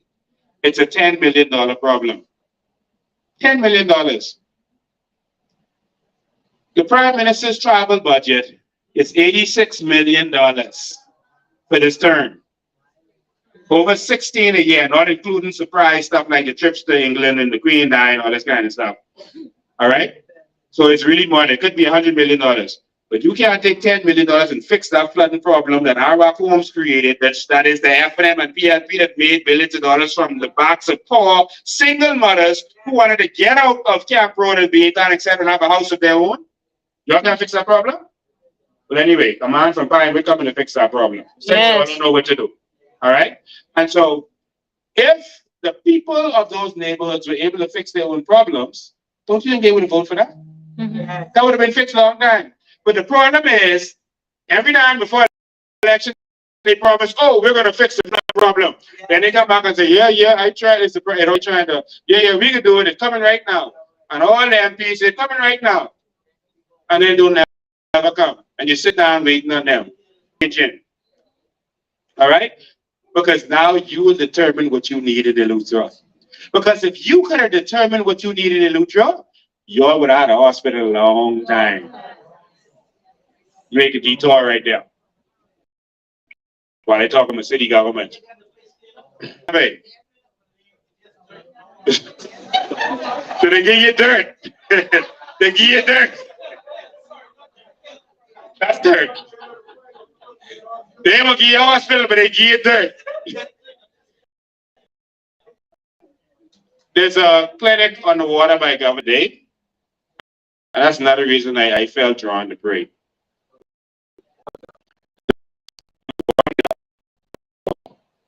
That was given to the people of Eleuthera in 1965. The plaque's still inside. I read it. Oh my God. The plaque's still inside. In 1965, that was given to you. And the land was given by the Pritchards. And the building was also donated, right, by another husband. And the renovation. So the renovations were started under Heinz. Right? Election came 6 months later. And then when the contractor went to them and said, well, we got to continue. We got to finish this. All right? Petty was a contractor. All right? Let's investigate. All right. I don't know things halfway. And so, and I called names. And so they owe Petty for $300,000. Petty don't know I know this, but I'm speaking out to you, Petty. All right. So when this government come in power and the contractor say, well, okay, we got to finish this thing. You know, we need the clinic up. People need dentists and all that kind of stuff. We almost there. All this work was done. I look and I saw all electrical done, redone, all the plumbing redone. All the steel inside the building redone. Change every piece of steel inside that building. Beautiful building. So much potential. That could be a hospital. All right? They tell him, you trying to make Hank look good, eh? We ain't finishing that because it's gonna make Hank look good. What? What's the man name? Clay Sweden. Clay Sweden? Clay Sweden. You told the contractor you're not gonna finish that because it would make Hank look good. So the people here are suffering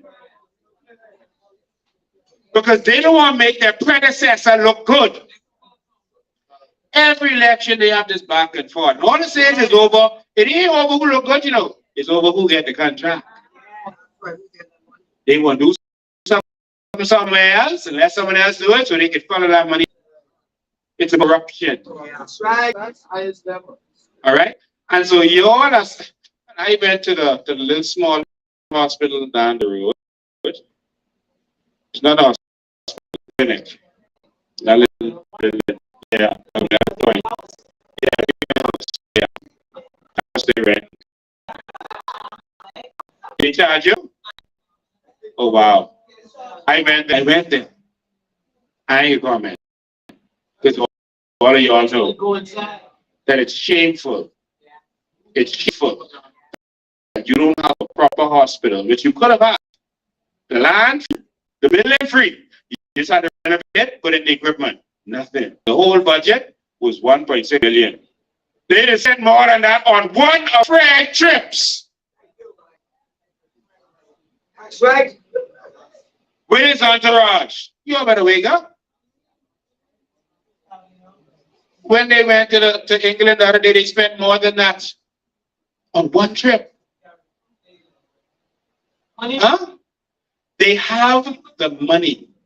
They're messing with us. This is why we have to take the power back and let us decide. In America, Joe Biden don't determine what happens in Florida. That is business. Florida makes its own money. They do what they have to do. In fact, the Florida government in Tallahassee can't tell Miami what to do. They have their own budget, and they determine what they do. And so this is how we can change the game. No one is going to tell you what, no politician from Nassau is going to tell you what you need.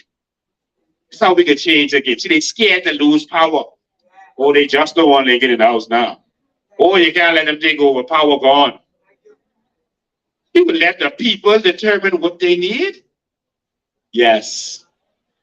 I've come to take power away from the powerful and give it to the people. That's right. It's my only mission. That's my mission. All right? Because the real ideas should come from the people. If you empower your people, they will come up with the ideas and all the things that need to be done. Let me give you an example. The government gives you your hospital. They give you your emergency room. All right? But guess what? Dr. Lightburn. Anyone ever heard of Dr. Lightburn? Arlington? Dr. Lightburn built a health center, a wellness center. And we taught that wellness center today. This is a regular civilian who raised the money from these second home owners, these foreigners that come love you all and believe in you all. And they pump the money into it because they want to be safe when they come here. They want to have a place to go to emergency room if something happens. You know, they like swim with sharks and things. So if something happens and the shark nibble on their toe, they want a place to go to stitch the toe back on. And so they invested on that, not just for y'all, but for them. And so I went there and I was thoroughly impressed. That's $1 million budget. Well, you mean tell me Brave can't find $1 million to give your husband? They make you all feel that. They make you all feel that ain't no money there for nothing. Until it's time for them to party. Sorry, man, 2 minutes. There's never no money until it's time for them to party. And so they have an emergency room there. They're now adding hospital beds where you could be overnight if you want to. They adding a theater in there. A dentist area in there. If that man could do that You mean tell me the government who you all paying to do that ain't gonna do it? And you all know when you go to the library and you all ain't got it, he still let you go through, right? Yeah. But this is how we're gonna change the game, by empowering the people. Because if you all get your hands on 1 million or 2, you all gonna do that. Let me tell you why that's unfair.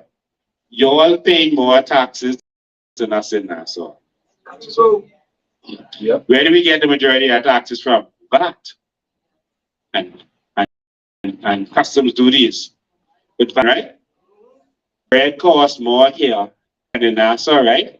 So you all paying more VAT, right? Gas costs more here than in Nassau, right? So you all paying more. Everything costs more here. Exactly. So you all paying more taxes. Why you all getting less benefits?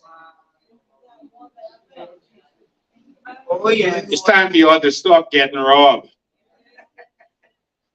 You see how important what I'm saying is? The simple method could change the game for every single family island. You all pumping the money into the economy too? Huh? You can't get what? Oh Lord.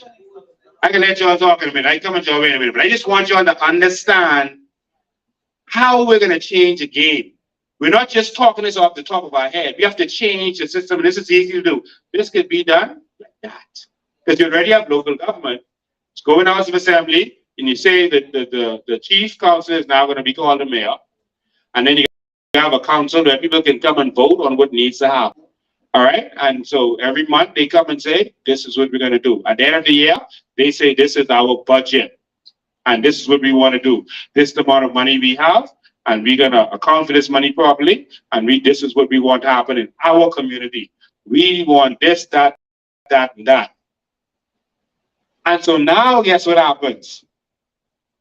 If you don't fix your speed bumps, you can't blame the president. You do that. If your mayor don't put your speed bumps in, you fire him. You see, now you have accountability. You ain't sitting now saying, man, we got to be here for 4 years, and he ain't doing what he's supposed to do, and we can't catch up with him. No. You have a mayor who's responsible. Boss, you fired. Right. Next. You see the accountability now? The role of politicians will now be to create laws. That's it. We're not coming in the community and coming with boots on, walking in the water, saying, "Hey, we're gonna fix the drainage in this community, and we trust me. We can fix it." No. You all can now say, "We got that." Get in the house and go make the laws to empower us. That's their only job. You see how we can take power from the politician? This sound good to y'all? Yes. You're looking forward to the New Bahamas? Yeah. In the New Bahamas, the Bahamians, the people will have the power. We're going to change the game. And now we're going to have qualified people in the executive, in the cabinet.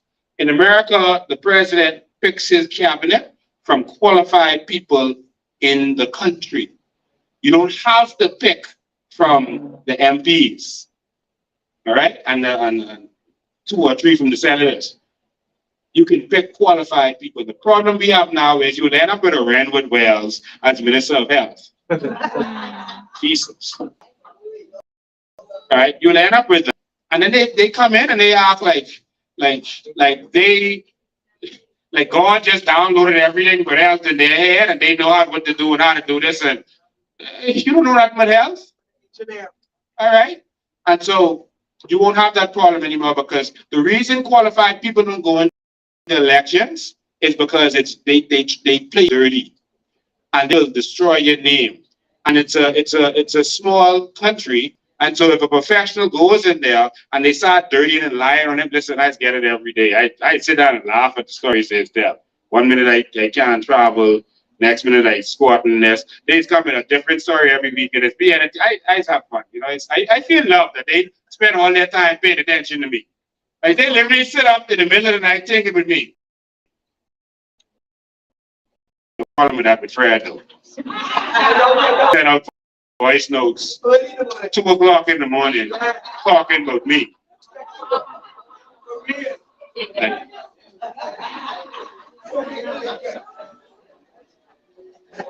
Anyway. And he's calling me the devil. He say, get thee behind me, Satan. Fred, I ain't never going in the back of you. You gotta worry with that. That ain't never gonna happen. I don't go that way. Let's get back on track. And so now you can pick qualified people who didn't have to go through the dirty election process that the rest of us have to survive. All right, to go in there to make the change. And so now, see, go and pick someone who's a professional in the health field and make him the minister of health. He can someone who's a professional. You could grab a Colin Powell and say, look, all this experience. We're going to put you in national security. Knows that qualified people are going to go there. You let the Senate vet them. We can be voting for the senators too, by the way. But you let the Senate is not going to be a rubber stamp no more. Thank you. Yeah. And so, yeah, the upper house will be the upper house, and you will get vetted by the senators. That's where your vetting is, and then you will get appointed. The same thing for the judges, etc. You vote for judges. So plenty crooked judges. Oh yeah. In the world, many crooked judges in the world. The judges appointed by the prime minister. So when Ingram in, he'll say, okay, let me put Michael Barnett, that's my boy, let me put him in there. Brave is in. Brave just put in 5 PSB judges. Yes. Some cases you see going in front of the same judge. It's kind of odd. I ain't saying nothing out of the way by this, right? Because I can't say nothing, you know. But I had a case in the Supreme Court.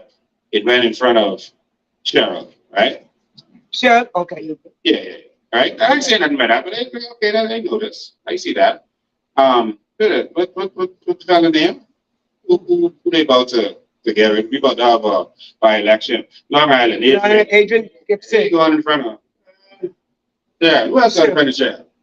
Yeah, you know, and the Haitian matter. Yeah. The Shantytown matter. Going in front of Cheryl, right? And it may just be a coincidence, but you know, only certain things I could say, but you know,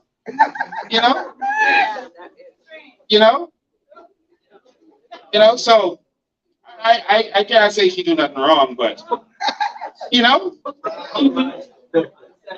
what I'm saying is that it would be better for democracy if the judiciary have their own budget so that they don't have to depend on the prime minister to give them a budget. All right, they have their own autonomy.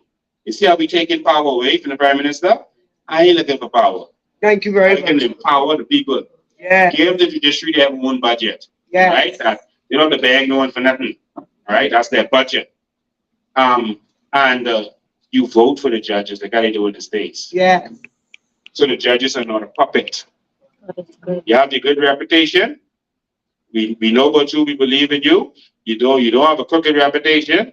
You don't always make a decision that seems to be leaning towards the PLB. All right, because when you start doing that, okay, next election we can deal with you. That's right. Yeah, because the people have to determine this democracy.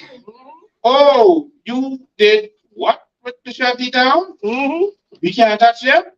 Oh, okay. So election coming fast. Thank you. Okay. And this is how we're going to change the game. All right. So again, I don't know. I can't say of any wrongdoing any judge in this country has ever done. They're all decent, good, Christian people.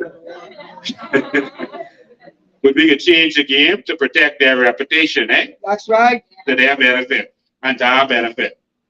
And so this is how we're going to change everything. And so now you can fix your roads and you can have proper engineering on your roads. Me and Maria was having this conversation, like she said. And I said, Maria, You know, because they talk about the roads and the roads always. They'll fix it and they'll get holes right away and all that. I say that's because they don't do the roads properly. They give the contract to some crony to funnel money to him and they get piece of it. You got to pay them piece of it. And that's how they do the roads.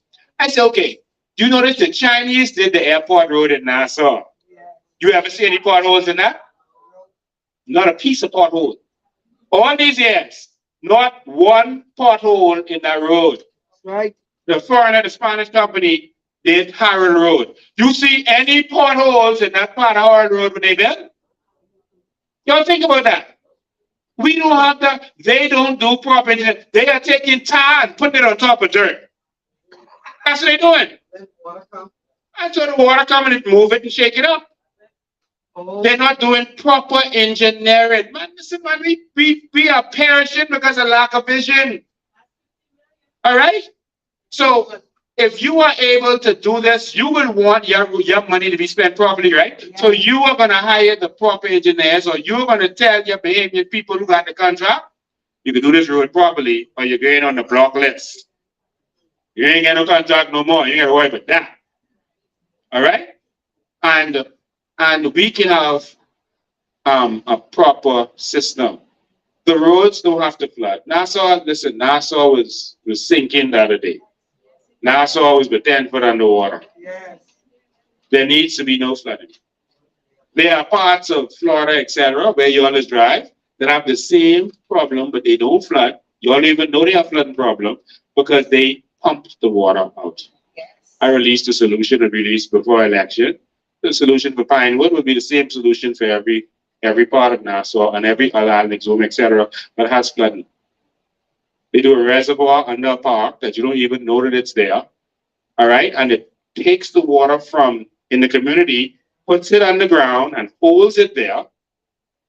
And then when the water table goes down, then you pump it out. Someone say you pump it straight out the ocean. No. If you pump it straight out the ocean, the water table is still high. Yeah. You wait till it goes down and then you pump it out. All right. And so we are ready to take this country to the next level. We are ready to invest in Eleuthera, not by us giving Eleuthera money, but by letting Eleuthera invest in Eleuthera. Eleuthera was a farming mecca. Yeah. They killed it. Billion started it, Negro finished it. They killed it because the oligarchs are making $1 billion to $2 billion a year importing fake food, poison food, bad food. So now instead of getting healthy food, you're getting breast cancer. You're getting stomach cancer because you're eating for export only. But now you could go back into farming because we could change them rules that ain't going to put in there to kill it. And we are going to invest billions of dollars in our farming industry to feed ourselves and the world because we are going to grow organic fruits. Organic, that the world wants, that Whole Foods and other companies all about in Europe and these other countries that they want. And we're going to export organic, real food to the world. That's all I can say for tonight. There's so much more I wanted to say. But that's all I can say tonight because I want to hear from you. I know it's late, but I really want to hear from you. I'm sure you have some questions. I'm here to answer your questions. I always open up for questions. I ain't got nothing to hide. And everything I've talked about, I've researched thoroughly. I know upwards and downwards, frontwards and upside down. And so let's talk. The electricity problem in Eleuthera, we go in solar, man. Thank you very much. We go in solar. The only reason they have not gone solar is because Focal is making the money from selling the oil. They say, oh, it's not Focal, it's what you call him, Shell West. Focal is the agent in the Bahamas for Shell West. All right? They are making the money. That's why they're making the money from the generator have parts. And they're making the money by selling the parts to the government. That's why they want that to happen. So they ain't got no parts. You know, moving parts. The maintenance will be gone. There's almost no maintenance. And we will make enough money from just placing the solar there from carbon credits that it will be able to pay all the staff that we need, and we'll get extra money. They don't want to do that. But they are going to try in the next term. They are going, if you let them get back in, they are going to let Focal invest in the solar because they have to go 30% solar by 2030. So they're going to let them invest in the solar and then they can send you free sun energy and they can rape you.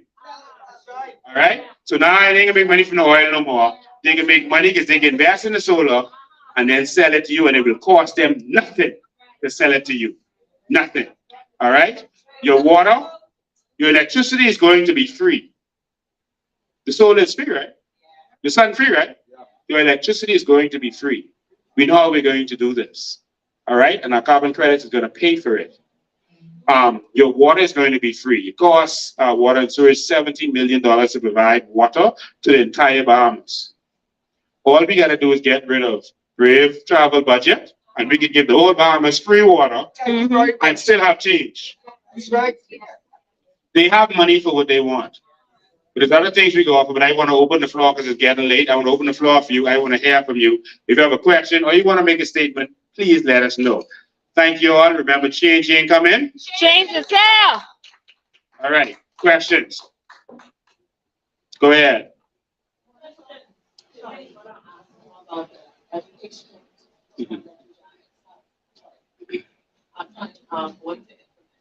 Okay, she asked about the education program. She asked about the education program that we're going to implement. We are going to implement a groundbreaking education program. We're going to change the entire system. It's on our website, so it's like a 2-hour program that you can see there, because I can't explain it in a couple of minutes. It's on our website, but we realize that different people learn differently. And so we are going to assess them at a very young age so that we know if they have disabilities or we know if they learn differently. Some people are academically inclined, some people are dexterous, which means they learn with their hands. And so we're going to identify that very young. Some people are sports oriented. So we're going to pull those ones out at an early age. We see their potential and we're going to teach them differently. All right. And so there's 8 learning styles that people have, and we're going to focus on them. We put together our education program. Professionals from in the Bahamas and from around the world assisted us in that. We also consulted with the Bahamas Union of Teachers. When we put that together, we did research in Finland and these other countries where their education system is phenomenal. Places like Japan, where the children, like, they don't want to stop learning. And they have their school for 10 hours a day. Quite exaggerating, but that's how it is. And so we're going to change the education system. And there's a lot of stuff in there. Really want you to go watch that because I can't really go into everything right now. But we're going to transform the educational system so that our children are transformed. But some highlights in there. You're going to learn about civics and the Constitution because everyone needs to know the law.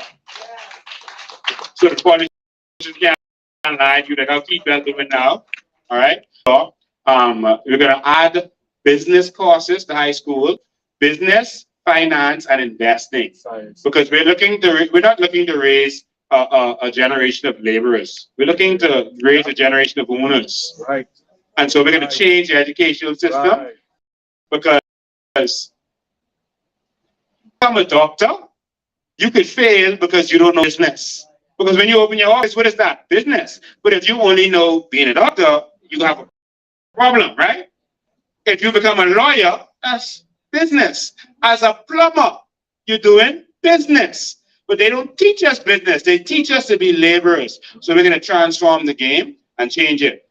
Go to our website, coalitionofindependence.com, and watch that. It's 2 hours, but all the information is there. And there's also a place in there for you to add your comments to it and your suggestions that we can add to it because we're redoing our vision for next election. Yes, they did. The education with sports and all that kind of stuff, we're going to identify. We're going to be teaching agriculture because we now have to be feeding ourselves with food. We got 700 islands just sitting there. They ain't doing nothing with crocodile and islands. But why we ain't growing something or doing something there? All right, so we are going to grow food for the world. All right, we can do that. And so agriculture is there. In terms of sports, there's certain sports that no one should be able to beat us in. Right? We're going to identify the ones where people have examples, track and field, and then no one should beat us in any water sport. No water sports, because we're surrounded by water. All right, sailing, we did that back in the day. That was our first medal. But now we should be dominating sailing in every form. We should be dominating swimming, all right? And all of the water sports we should be dominating in. And so we're going to focus on those. Basketball, because we have examples of Bahamians who did good. And basketball is Bahamian men religion. All right, that's our religion. Everyone believes they can play basketball better than everyone else. And so we should have more athletes in the NBA than we do. We're going to invest in track and field. We are going to hire the coaches from other countries to bring them here initially, and as they train our coaches to be better coaches, then we can do that. The athletes in Jamaica train in Jamaica. Our athletes train in America. All right, so they are late bloomers. We got to train our athletes and focus on them while they are here. We have to pay whatever to do it. We're going to invest in that because it's a return on investment. When they see the Bahamas across that chest, that's investment. All right, they remember the Bahamas. All right, not just Jamaica and America. Next question. Yes. Okay, Hatchet Bay.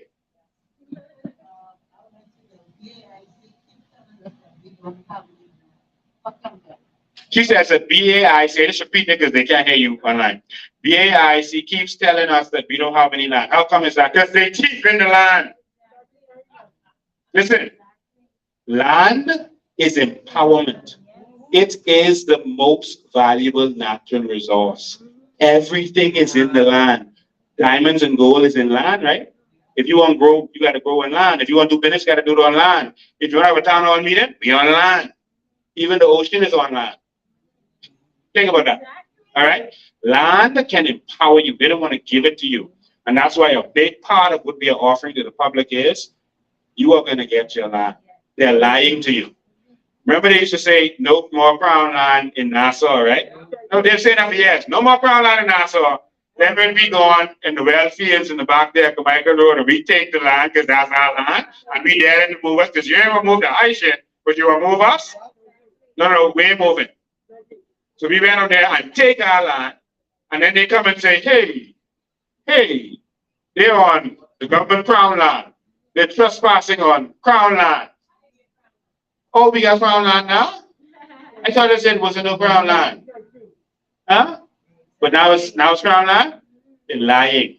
They're giving it to foreigners. They just hired 7 foreign land surveyors at Lands and Survey. 7. That's true. 7 foreign. And the one who runs it is foreign. They've always had a foreigner running Lands and Survey. You know, white British man there. All right, Hardy. No, Hardy. Not Bannister. Hardy is in charge. Not the survey general, in charge of Lands and Survey. All right. And so they've always had these foreigners say, we got to take this back, man. Land is too valuable. That's a national security issue. All right. And so we are going to make sure that every Bahamian gets a piece of the land, not just the crown land. You know, it's 3.5 billion acres of crown land. That don't count the generation property, government's land.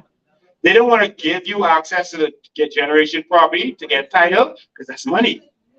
Because if you get a few acres of that, it's valuable, right? That's what they don't want. They don't want to empower you. All right. So all the stuff they do with land is because they don't want to empower you. Like I told you, I met with Brave Davis before election about the natural resources, about the carbon credits. And he said, everything you're saying is true. He said, in fact, it's more valuable than you're saying. All right, it's way more valuable than you're saying. He said, I know. He said, but you can't give it to them because then they can need you. He said, what? Philip Brave Davis told me, and I'm saying this again, if I lie, then you can lock me up. And I know you all want to lock me up. Philip, if I'm lying, there's your chance. You told me that you are not going to give the Bahamian people benefits from their sovereign wealth fund, the carbon credits, because then they will not need you. You told me that. He said you got to give it to, he said, I old school. He said you give it to a few people and then let them provide jobs. Jobs? That's all he I told him that makes you my enemy. That's all he take off. I want to take it and give it to the people.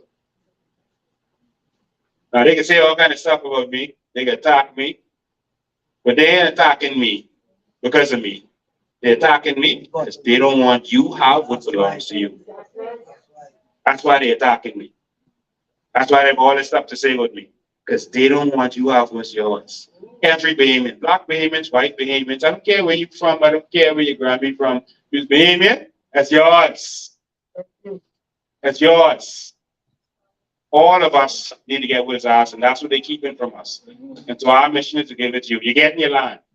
All right? From week one, we are going to put whatever in place. We're going to table from week one of us being in the house once we signed in.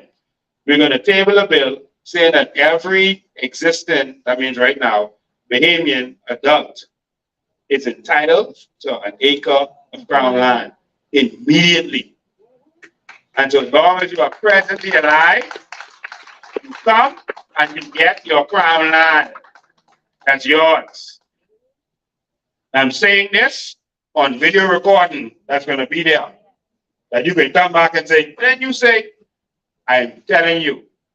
But why would Lincoln do that? And they come and be just like after a PLP, because I want mine too. Exactly. And I want my family up there too. Because I'm a Bahamian. I want a damn. I just want a horse. Right. All right, next question. Anyone else? Go ahead. Or statement. Yeah. Thank you. Good night again, everyone. I just want to touch on points. Go ahead. Fisherman, farmer, barber. But one of the most important things. One of the most important things that I saw unveiled after this new government was, like you say, implementations of certain things without explanations. And one of them was in the fishing industry. And one of them was the inflation or the raise of the registration for boats.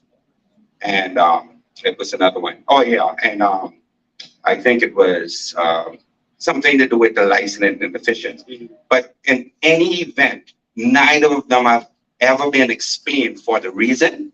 And we want to know where's this funds going, because the Bahamas has the biggest registry, or none of the biggest, but the third biggest probably in the world. So that means that's going to come for a lot of revenue coming into the Bahamas, probably more than national insurance. And that has to be accounted for because it's already been implemented. But apart from that, the government is already allocated twice a year budgets for the same sections. So what we as the people want to know is, where is this money's going, right? That's the first point. And the second point. Okay. The Bahamas is now the 5th largest ship registry. In this hemisphere, Panama has a bigger registry than us, for example, but it's still the 5th largest in the world out of almost 200 countries. And the reason it raised is because they're trying to get money from us. They're a government that has no vision, and so their only solution is taxes. And they have to find every way that they can get taxes. The assumption is that you could afford a boat, you could afford to pay a higher registration fee. All right? And they're attacking you from fishery. So they're attacking in every way they could. Airbnbs, they're now taxing. They're taxing Facebook. If you do an ad on Facebook, you have to pay the taxes on it. All right? They're finding every way to tax you to death. All right? We are going to move from a country that's dependent on taxes to a country that's dependent on its natural resources, like those Middle East countries. They don't need taxes. Their people don't get taxed. There will be no tax for Bahamians. All right? We're going to change that immediately. All right? We're going to benefit from our natural resources, our carbon credits. And so you won't have to worry about those taxes. Now, there will be business taxes for certain things. But we are going to aid our fishermen. I went to Moores Island before election. I told them the vision. We should have the biggest fishing industry in the world. Natural fish and the farm fish. We should be farming the fish in the oceans, not in the pools on land, so that we could, because they're doing it in other countries. But we should have the biggest fishing industry in the world. We're going to invest in that. But to do it, we're going to invest in our people. We're going to form companies, and we're going to invest in our fishermen, and we're going to partner with you. So you've got to form a proper company, and let's say you do co-op fishing. We're going to buy the condos, We're gonna buy the condos. We're gonna invest in you properly, and you're gonna own a percentage of the company, and the sovereign wealth fund, the paying people, own a part of it. So they're gonna be jealous of us giving you money because we can make money from you making money. You see, they're gonna be hating. All right, and we don't care who you are, PFPF, and we don't care. You Bahamian, we're giving you the money. We're ending all that cronyism and violence and don't come to me and tell me, oh, this man get a contract and he's PLP. I don't care. Is he Bahamian? All right, we're changing it. It couldn't be changed before because of the back and forth. Ingham tried to do it when he came in, and his FNM was like, no, you can't be, no. These people do blocks. And so because of that, there was more tribal. When we get in, we can get rid of that because it could be a new thing. All right, and so Bahamians are going to be able to benefit. All right, so that's what's going to happen. So y'all don't kill me if you see someone who you know to be an FNM get a contract. That's a Bahamian. We really want to honestly and genuinely change the game and end all of that. Like I told Brave Davis, I said, Brave, if you're the first person to empower Bahamians, if you make every Bahamian wealthy, no one will never want to put you out. That's right. We love you like the man from Singapore. We love you on life support, trying to keep you alive. Lord, don't let him get up prayer meeting around you every day. Lord, keep this man alive. I said, you want power the wrong way. Get power that you deserve. So that's the difference. So that's why they're doing it. All of the money is being squandered, as you can see right before your very eyes. So we're going to change that, and we're going to